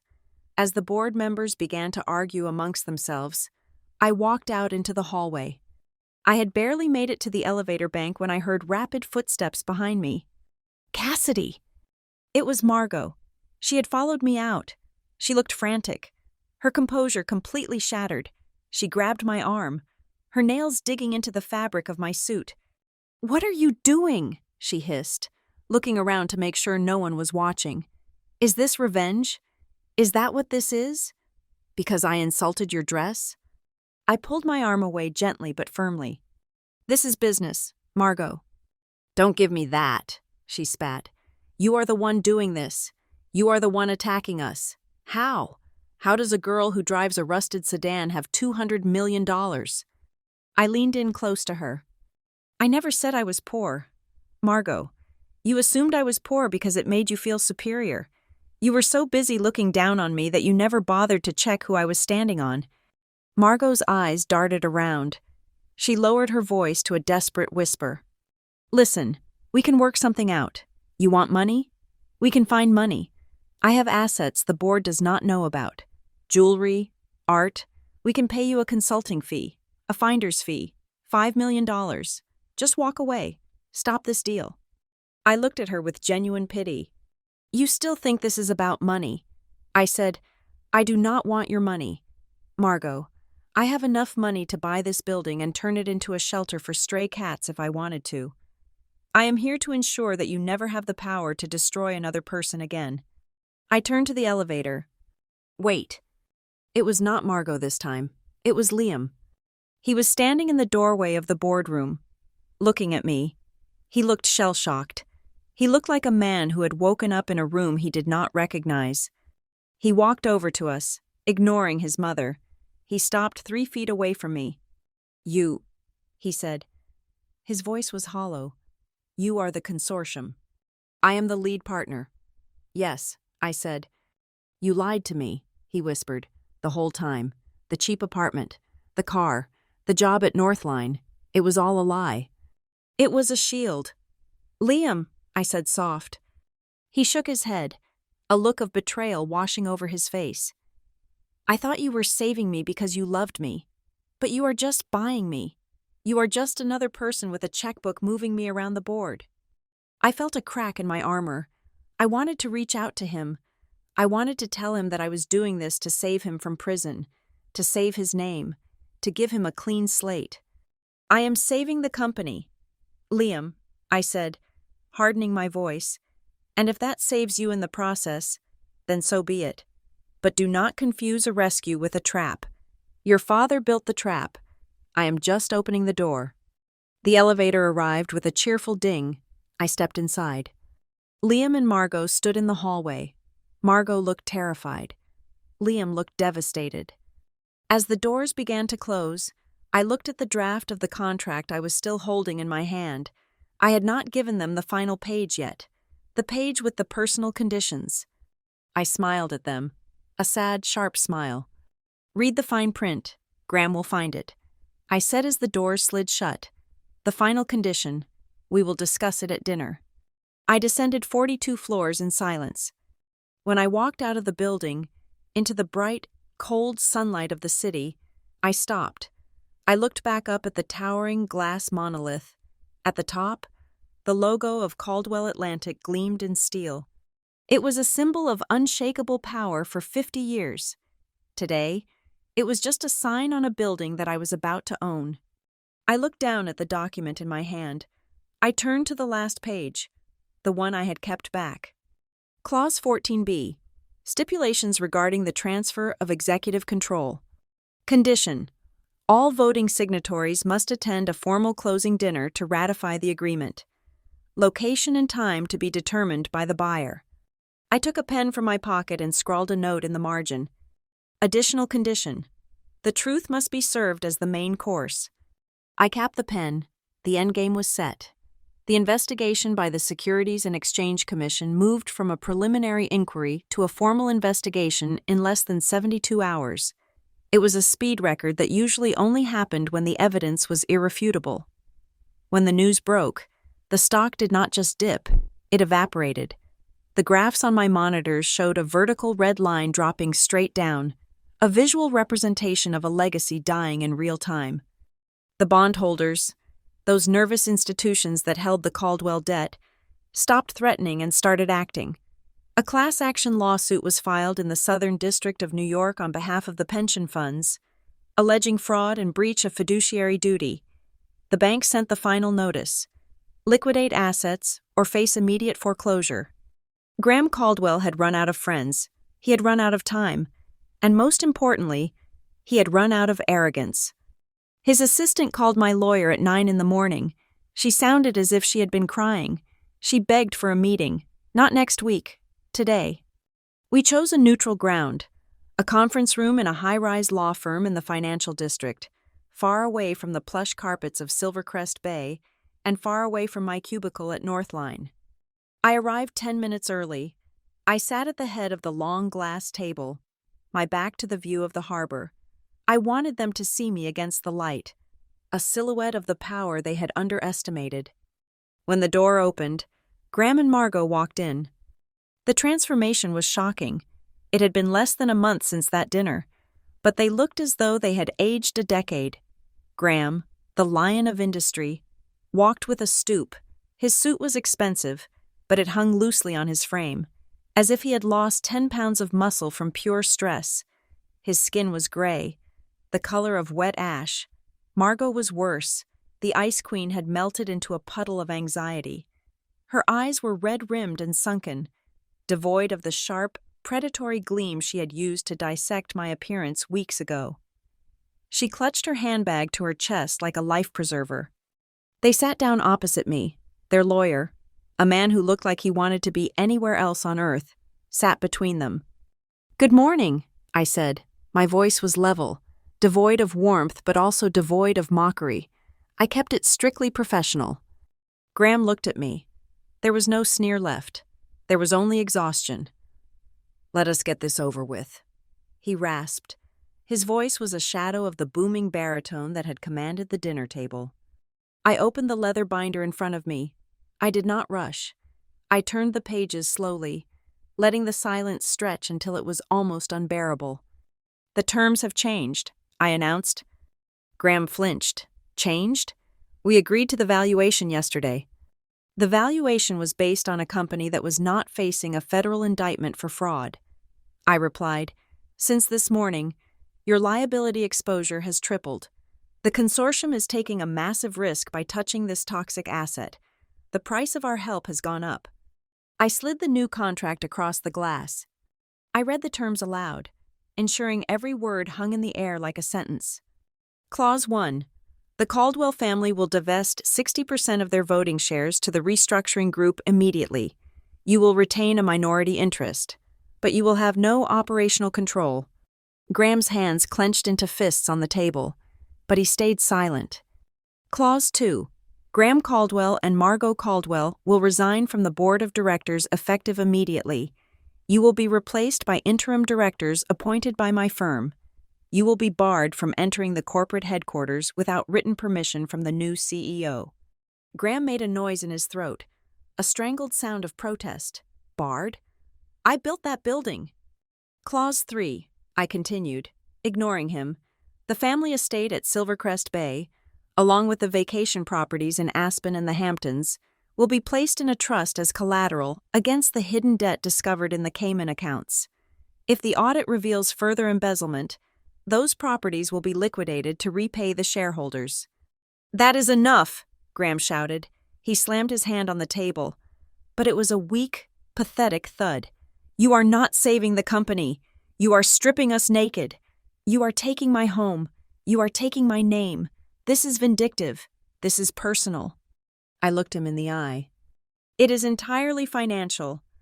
Graham, you leveraged your personal assets to cover business losses. I am simply following the paper trail you created. If you do not like the terms, you are free to leave. The bankruptcy court will seize everything anyway, and you will likely face criminal charges without a legal defense fund. This deal is the only thing keeping you out of a cell." Graham looked at his lawyer. He was begging for a defense, for a loophole, for a magic trick. The lawyer sighed and closed his eyes. "Mr. Caldwell, she is right. The Department of Justice is preparing subpoenas. If we do not stabilize the company today and show cooperation with a restructuring plan, they will move to indictment. This is the only lifeboat in the water." Graham slumped back in his chair. He looked broken. The realization that he was no longer the master of the universe, but merely a tenant in a burning building, finally settled on him. Then, Margot spoke. She did not shout. She started to weep. It was a quiet, trembling sound that was far more unsettling than Graham's anger. "Please," she whispered. Tears leaked out of her eyes, ruining the perfect makeup she had applied out of habit. "Cassidy, please, think about the employees." I stopped turning the pages. I looked at her. "Excuse me?" I asked. "Think about the thousands of people who work for us," she sobbed, reaching a hand across the table as if to touch me. Though she stopped short, If you take everything, the company loses its soul. The name Caldwell means something to them. We are a family. I know we got off on the wrong foot. I know I was harsh to you. But if you truly loved Liam, if you have any heart at all, you would not destroy his heritage like this. You would save us for the sake of the people. I felt a cold fire ignite in my chest. It was breathtaking. The audacity, the sheer, unadulterated hypocrisy. I closed the binder. The snap echoed in the quiet room. I leaned forward. Do not talk to me about the employees. Margot, I said. My voice was barely a whisper, but it carried the weight of a sledgehammer. I know about the pension fund. I know you borrowed against the retirement savings of your factory workers to pay for your summer renovation in Aspen. Do not pretend you care about them now just because you need a human shield to hide behind. Margot flinched as if I had slapped her. And do not talk to me about love, I continued. 3 weeks ago, on a balcony, you handed me a check for $50,000. You told me that if I loved your son, I would disappear. You told me I was pollution in his gene pool. You used money as a weapon to sever a human connection because you thought you owned the world. I stood up slowly, towering over them. You were right about one thing. Margot, money is a weapon, but you forgot that weapons can change hands. Today, I am using the power of capital to put you and your husband exactly where you tried to put me, powerless, voiceless, and dependent on the mercy of a stranger. Margot buried her face in her hands. Graham stared at the table, unable to meet my gaze. I sat back down. However, I said, changing my tone back to business, I am not a monster. I am a pragmatic investor. I am willing to sign this agreement. I am willing to inject the capital, save the company from bankruptcy, and keep the Caldwell name on the building, for now. Graham looked up, a flicker of hope in his eyes. But, I added, raising a finger, there is one final condition. It is not in the paperwork yet. Anything, Graham said quickly. We will agree to anything. Just sign the check. I reached into my bag and pulled out a single sheet of paper. I placed it on top of the contract. Before this deal is ratified, before a single dollar moves into your accounts, you will host a dinner. They stared at me. A dinner? Graham asked, confused. A family dinner, I clarified, at Silvercrest Bay, tomorrow night, 7 o'clock. I want you, Margot, Liam, and the entire executive board to be present. I will also be bringing my own legal team and a few select guests. Margot wiped her eyes, looking terrified. Why? Why do you want to have dinner with us, after everything? Because, I said, I believe in closing circles. You invited me to dinner to show me my place. I am inviting myself to dinner to show you the truth. What truth? Margot asked, her voice trembling. What are you going to do to us? I stood up and picked up my pen. I flipped to the signature page of the massive contract. I signed my initials on the bottom corner of every page. The scratching of the pen, the only sound in the room. But when I reached the final signature line, the line that would release the money and save them from ruin, I stopped. I capped the pen. I am not signing this now, I said. I pushed the document toward the center of the table. It sat there, a tantalizing promise of salvation, just out of their reach. I will sign it at the dinner, I said, after the dessert course, provided that the evening goes exactly as I plan. Graham looked at the unsigned line. It was torture for him. He was staring at his life preserver, but he was not allowed to grab it. You are enjoying this, he accused weakly. I picked up my bag. I am not enjoying it. Graham, I am executing a strategy. You taught me that business is brutal. I just learned the lesson better than you expected. I turned to walk out. Be on time, I called back over my shoulder. And Graham, wear the red tie. It looks powerful. You are going to need the confidence. I walked out of the law firm and into the elevator. As the doors closed, blocking out the sight of the two people who had once made me feel like nothing, I let out a long, shaky breath. My hands were trembling slightly. It was not fear. It was the adrenaline of the kill. They were on their knees, They had begged. They had broken. But the game was not over. The check was not signed. The sword was still hanging by a thread above their heads. I took my phone out and dialed a number. "It is set," I said into the receiver. "The dinner is tomorrow. Tell the team to prepare the final package and make sure the projector is ready. We are going to put on a show." I returned to my apartment not to sleep, but to orchestrate the final act of a play that had been running in my head for weeks. My monitors were glowing, but the spreadsheets on the screen were no longer tracking debt ratios or liquidity crunches. Instead, I was looking at a floor plan. It was a schematic of the dining room at Silvercrest Bay. I had reconstructed it from memory. The long mahogany table, the position of the chandelier, the sideboard where Margot kept her crystal. I opened a new tab and began to type. This was not a financial model. It was a script. Seat 1. Graham Caldwell. Head of table, south. Target assumes authority. Seat 2. Margot Caldwell. Right of Graham. Emotional leverage. Seat 3. Liam Caldwell. Center left. The witness. Seat 4. Samuel Vance. Independent director. The jury. I moved the digital icons around the table, calculating the lines of sight. I needed Graham to look directly at me. I needed Liam to see his parents' faces when the mask slipped. I needed the lighting to be just right. This was not just a business meeting to sign a contract. It was a theatrical production, and I was the director, the stage manager, and the lead actress all at once. I picked up my encrypted phone and dialed the number for the senior counsel at Heartlake Capital.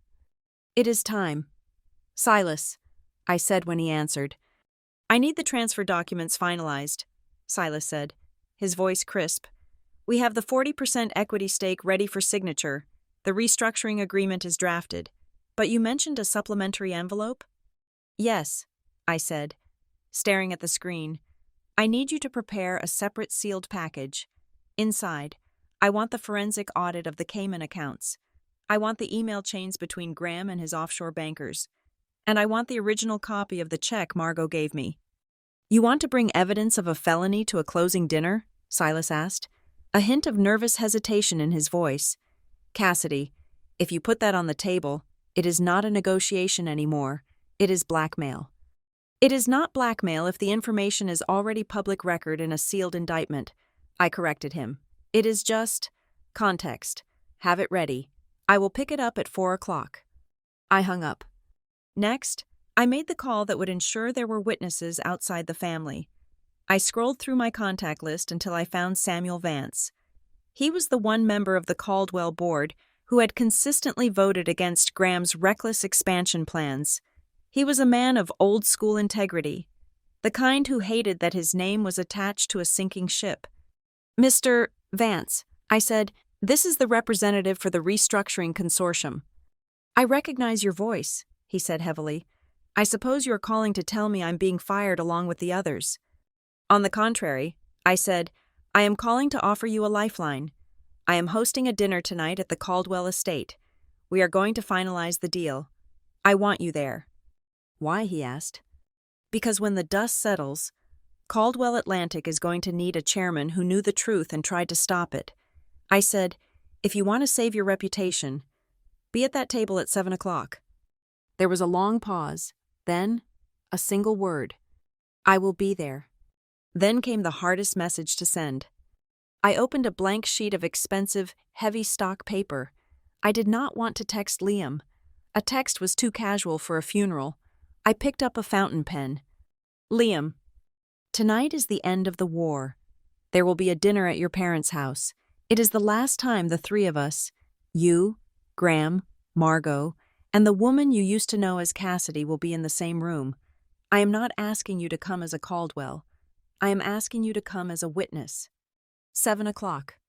I sealed the envelope and hired a courier to deliver it to the small, short-term rental apartment Liam was staying in since his father cut off his housing allowance. I did not tell him that I was the one orchestrating the dinner. I let him believe it was just the closing ceremony of the deal. I needed him to walk in unprepared. I needed his reaction to be raw. At 6 o'clock in the evening, I arrived at the gates of Silvercrest Bay. The security guard looked at my ID, then at the list on his clipboard. He looked confused. He recognized me as the girl in the rusted sedan who used to come with Liam, but the name on his list was Ms. Hart, majority stakeholder. He opened the gate without a word. I drove up the winding driveway. This time, I was in a black town car with a driver. I watched the house loom closer, the windows glowing with golden light. It looked warm. It looked inviting. It was a beautiful lie. I was shown into the guest suite on the ground floor to freshen up before the guests arrived. I locked the door and walked into the bathroom. I stood before the mirror. 3 weeks ago, I had stood in a mirror just like this, wearing a polyester dress that smelled of a thrift store, telling myself to look small, to look weak, to look like prey. Tonight, the reflection staring back was a predator. I was wearing a black dress. It was simple, architectural, with a high neck and long sleeves. It was cut from silk that absorbed the light rather than reflecting it. There were no logos, no flashy jewelry, just a pair of diamond stud earrings that cost more than my parents' house. I pulled my hair back into a severe chignon, exposing the sharp line of my jaw. I applied a coat of dark red lipstick. It was war paint. I leaned in closer to the glass. My eyes looked tired, but they were clear. "Are you going too far?" A voice inside me whispered. "You have already won. You have the company. You have the money. Do you really need to humiliate them in their own home?" I thought of Graham's sneer. I thought of Margot's voice telling me to disappear. I thought of the thousands of employees whose pensions were currently being used as collateral for Graham's ego. This isn't humiliation. I told my reflection, this is an autopsy, and the family needs to see the cause of death. I walked out of the suite and into the foyer. The grandfather clock in the hall chimed 7 times. The guests were arriving. I stood in the shadows of the hallway, watching them come in. Samuel Vance arrived first, looking grim and clutching a briefcase. Then came my legal team, Silas leading them, carrying the thick binders of contracts. Then, Liam. He walked through the door, shaking the rain off a coat that looked too thin for the weather. Underneath, he was wearing a gray suit. I recognized it. It was an old one, maybe 5 years old. From before he started using the family tailor. It was slightly tight in the shoulders, and the cuffs were fraying. He looked pale, his hair windblown. He looked like a man who had lost everything but was still standing out of habit. He looked around the foyer, his eyes scanning the faces of the lawyers, the bankers. He looked lost. The butler, a man who had served the Caldwells for 20 years and who looked terrified tonight, ushered everyone into the dining room. I waited until they were all seated. I waited until the murmur of confused conversation reached a peak. Then I walked in. The room went silent. Graham and Margot were already seated at the head of the table. They looked like prisoners of war. Graham was gripping the arms of his chair so hard, his knuckles were white. He was wearing the red tie I had suggested, but instead of making him look powerful, it just made him look desperate, like a man trying to shout over a storm. Margot was shaking. She was pouring water from a crystal pitcher into her glass, and the clinking of the glass against the rim was a frantic, rhythmic ticking sound. When I entered, Graham's head snapped up. "You are late," he said. It was an attempt at dominance, but his voice cracked. I walked to the foot of the table, directly opposite him. "I am right on time, Graham." I looked at Liam. He was sitting halfway down the table. He stared at me, taking in the dress, the diamonds, the cold command in my posture. He looked at me as if he were trying to superimpose the image of the girl he loved over the woman standing before him. But the two images would not align. "Hello." "Liam," I said soft. "Cass," he whispered. What is all this?" "This is the closing," Graham interrupted, tapping his finger on the mahogany. "Let us get this over with. Where's the contract? I want to sign and get these people out of my house." Margot looked at me, her eyes pleading. "Please, just sign the papers. Let us end this." The servers moved in, placing appetizers on the table, a delicate crab salad that no one would eat. The atmosphere was so thick with tension, it felt hard to breathe. The lawyers were shifting in their seats, sensing that this was not a normal corporate transaction. I remained standing. I signaled to the butler, "Pour the wine, please." The butler moved around the table, filling the glasses with a vintage Bordeaux. It was the same wine they had served the night I first came here. The irony was intentional. Graham picked up his glass, his hand shaking slightly. "To the deal," he muttered, preparing to drink. "Do not drink yet," I said. My voice cut through the room like a whip. Graham froze, the glass halfway to his lips. I picked up my own glass. I looked around the table. I looked at Samuel Vance, who was watching me with intense curiosity. I looked at the lawyers. I looked at Liam, who looked like he was about to be sick. And finally, I looked at Graham and Margot. "We are not toasting to the deal yet." I said, "A deal implies an agreement between equals. This is not that." I smiled. It was the same shy, naive smile I had practiced in my mirror 3 weeks ago. I tilted my head slightly, mimicking the girl they thought was a fool. "Before we eat, I think it is appropriate to say a few words. After all, family dinners are about sharing, are they not?" Graham slammed his glass down. Wine sloshed onto the white tablecloth, staining it like blood. "Stop playing games. Sign the damn contract." I ignored him. 3 weeks ago, I sat at this very table. I began, my voice calm and storytelling. I sat right there, where Mr. Vance is sitting now. I was wearing a dress I bought for $20. I was nervous. I was in love. I walked slowly around the table, trailing my hand along the backs of the empty chairs. I came here hoping to be accepted. I came here hoping that the family of the man I loved would see past my bank account and see me. I stopped behind Margot's chair. She stiffened, staring straight ahead, tears streaming silently down her face. "But you did not see me, did you, Margot?" I asked softly. "You saw a pair of scuffed shoes. You saw a threat to your social standing. You saw a girl you could discard." I reached into the pocket of my blazer, not the one I was wearing, but the one Silas handed me as I walked in. I pulled out a piece of paper.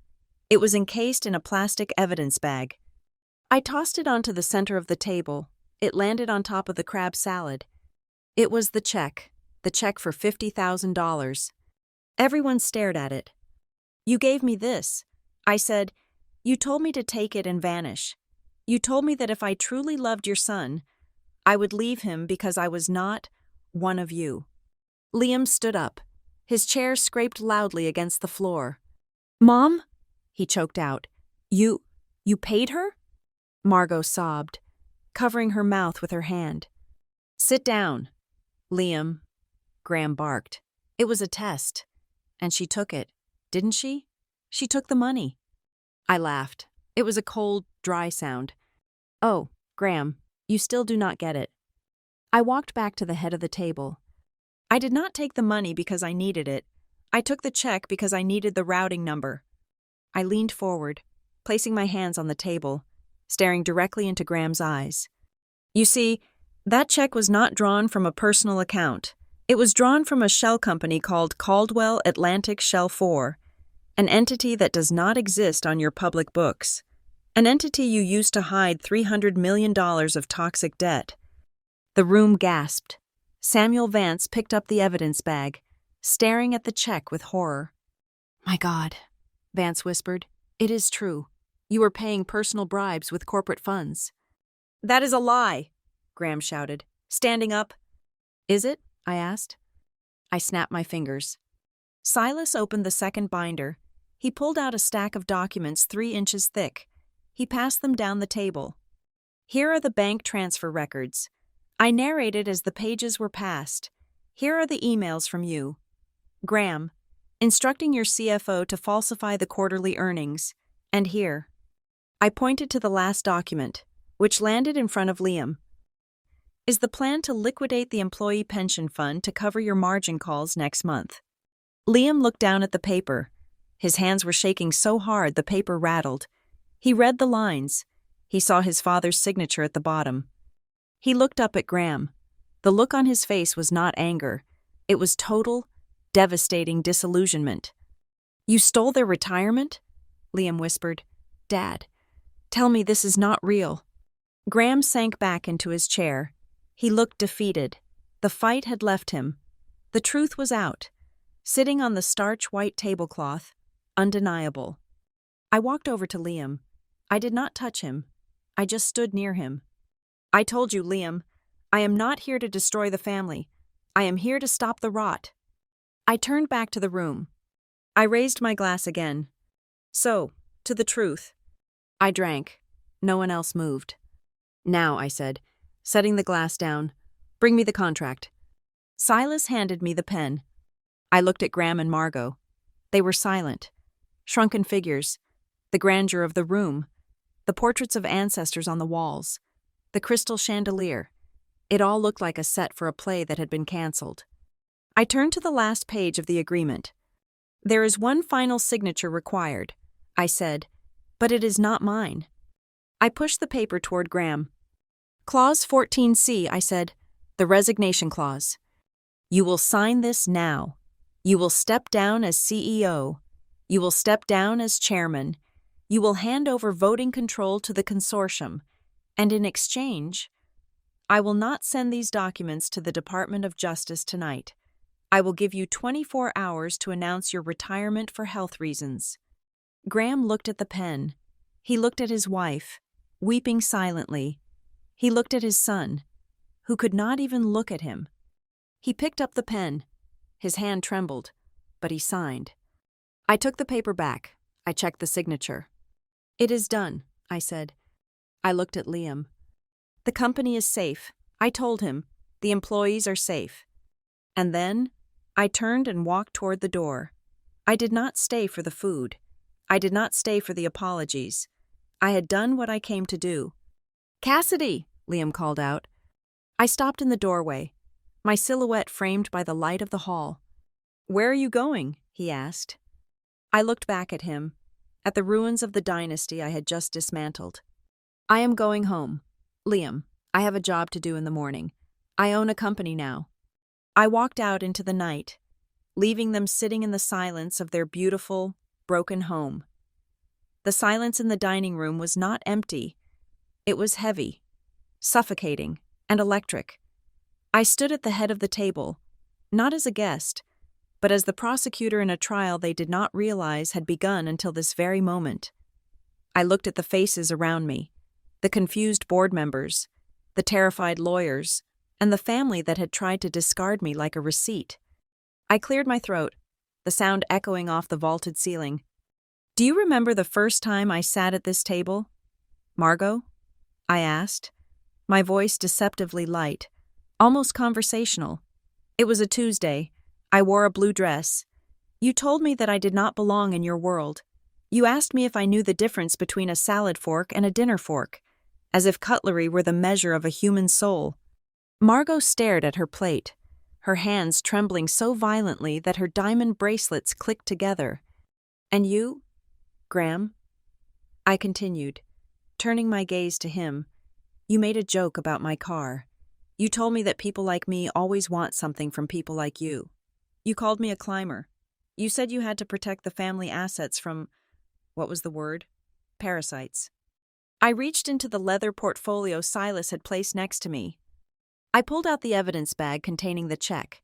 I slid it across the polished mahogany until it rested directly in front of Samuel Vance, the independent director. "Open it." "Samuel," I said. Vance opened the bag and pulled out the slip of paper.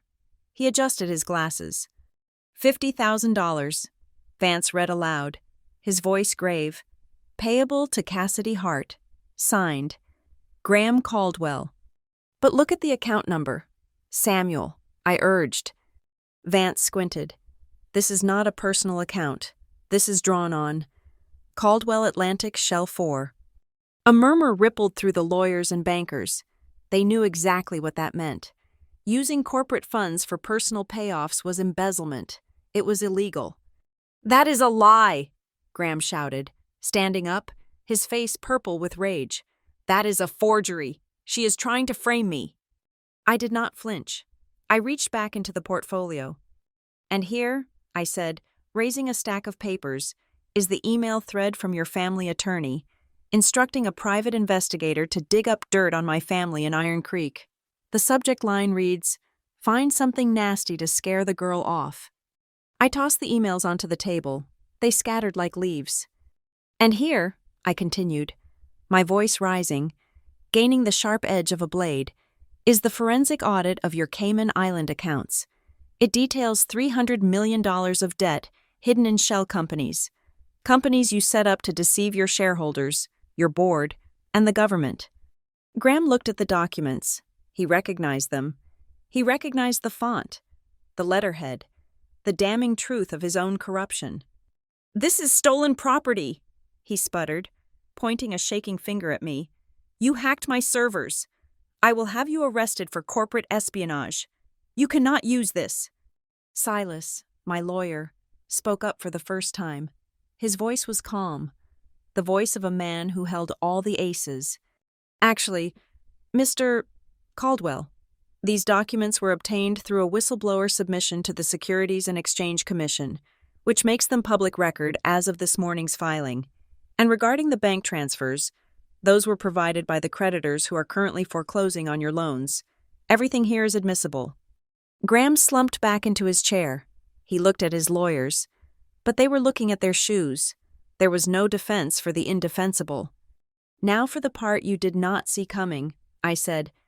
I placed my hands flat on the table and leaned in. "You think I am just here to bail you out? You think Heart Lake Capital is just a bank that is going to lend you money so you can go back to your country club?" I paused, letting the tension stretch until it snapped. "We are not just lenders. Graham, for the past 3 weeks, my consortium has been buying your debt. We have been buying the bonds you defaulted on. And as of 4 o'clock this afternoon, we triggered a debt-to-equity swap clause in those bonds." I looked around the room, making eye contact with every shocked face. "We do not just have a seat at the table, we own the table. Heart Lake Capital now controls 51% of the voting stock of Caldwell Atlantic." The room exploded. Samuel Vance stood up, knocking his chair over. "You mean, you have already taken over?" "Effectively, yes," I said coolly. Margot let out a strangled cry. She turned to Liam, grabbing his arm. "Liam, did you know about this? Did you help her do this to us?" Liam sat frozen. His face was white. He looked from his mother to me, his eyes wide with shock. He realized in that second that the woman he thought was a victim had been the grandmaster of the entire game. I did not know," Liam whispered. "Cassidy, you own the company?" I ignored the question. I was not done. I picked up the final contract, the rescue package. "I am willing to sign this," I said. "I am willing to inject the $200 million needed to keep this company solvent. I am willing to save the pensions of 5,000 employees. I am willing to keep the Caldwell name on the building so you do not become the laughingstock of the city." Graham looked up, a flicker of hope in his eyes. "But," I said, holding the pen in the air, "there are conditions." I flipped to the last page of the document. Condition 1. Graham and Margot Caldwell will resign from all executive positions effective immediately. You will retain a passive minority stake, but you will never step foot in the boardroom again. Graham opened his mouth to protest, but I cut him off. Condition 2. You will sign a sworn affidavit admitting that you used corporate funds to manipulate your son's personal life and attempted to coerce his partner. Condition 3, I said, looking directly at Liam. Liam Caldwell is released from his employment contract. He is free to leave the company with no financial penalty. He is free to marry who he wants, live where he wants, and be who he wants, without threat of disinheritance, because there is nothing left for you to disinherit him from. The room was deadly silent. Graham stood up, shaking with fury. I will not do it. I will not sign a confession. This is a public humiliation. Fine, I said. I dropped the pen on the table. It clattered loudly. Then I walk away. The deal is off. Tomorrow morning. The creditors will seize the assets. The company will be liquidated. You will lose the house, the yachts, the reputation. Everything. And you will likely go to prison for fraud. It is your choice, Graham, your pride, or your life. I folded my arms and waited. 1 minute passed, then 2. The only sound was the ticking of the grandfather clock in the hall. Margot was the first to break. She looked at the contract. She looked at the ruin of her life. She looked at her son, who was staring at her with the eyes of a stranger. "Give me the pen," she whispered. "Margot!" Graham barked. She turned on him, her eyes blazing with hysteria. "It is over. Graham! Do you not see? She won. I am not going to be homeless because you cannot swallow your pride." She grabbed the pen. Her hand shook violently, but she signed her name on the resignation line. She signed the affidavit. "I accept," she whispered, pushing the paper away as if it burned her. "I will not sacrifice anything else." Graham stood alone. He was a king without a kingdom. He looked at his lawyers, who nodded grimly. He looked at Samuel Vance, who looked away in disgust. With a roar of frustration, Graham snatched the pen. He signed the document with such force that the nib tore through the paper. "There!" he shouted, throwing the pen across the room. "Are you happy? You have your pound of flesh." I did not smile. There was no joy in this. It was just necessary. I picked up the document. I checked the signatures. Then, I signed my own name on the bottom line, Cassidy Hart. "It is done," I said. "The funds will be transferred in the morning." I turned to Liam. He stood up slowly. He looked at his parents, shrinking in their chairs. Then he looked at me. "Liam?" I said softly. He took a deep breath. He adjusted his jacket. "I am leaving," he said to the room, "not because she told me I could, but because I am finally done with you." He looked at his father. "You sold my happiness for a tax write-off. I am going to find out who I am when I am not your son." He turned to me. His eyes were sad, filled with a mixture of awe and pain. "Thank you, Cassidy," he said, "and goodbye." He walked out of the room, his footsteps echoing on the marble floor. I watched him go. My heart ached, but I knew I had to let him walk out that door. He needed to be free of them, and he needed to be free of me, to find his own footing. I closed the portfolio. I nodded to the board members. "Gentlemen, I will see you at the office at 8 a.m. sharp. We have a lot of work to do."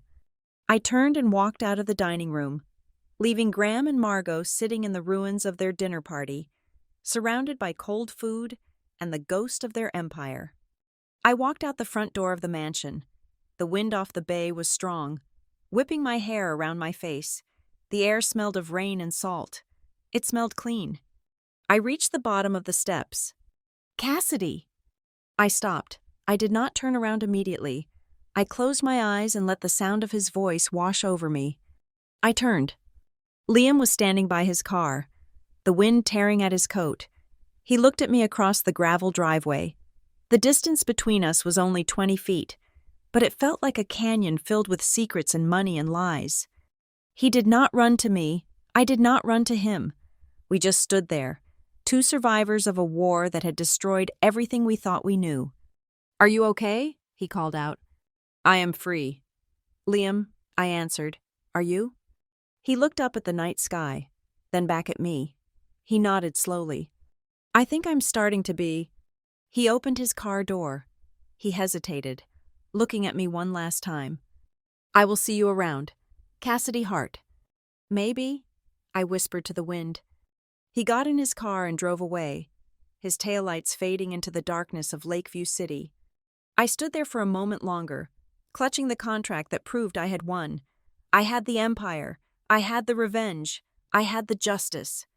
But as I watched his car disappear, I realized that the ledger of revenge always has a cost. I had balanced the books, but I was standing alone in the dark. I got into my town car. "To the office, ma'am?" the driver asked. "Yes," I said, looking back at the mansion one last time. "To the office." That night, I left Silvercrest Bay with only two things: a financial empire that had just changed hands, and the unanswered question of whether two people torn apart by family could ever learn to love again when there was no one left standing between them. Thank you so much for listening to this story. I hope you enjoyed the ride as much as I enjoyed taking it. Please, I would love to know, where are you listening to this story right now? Are you on your commute, at the gym, or relaxing at home? Drop a comment below and let's chat. And if you enjoyed Cassidy's journey, please make sure to subscribe to the Lila Revenge Stories channel, like this video, and smash that hype button so we can share this story with even more people.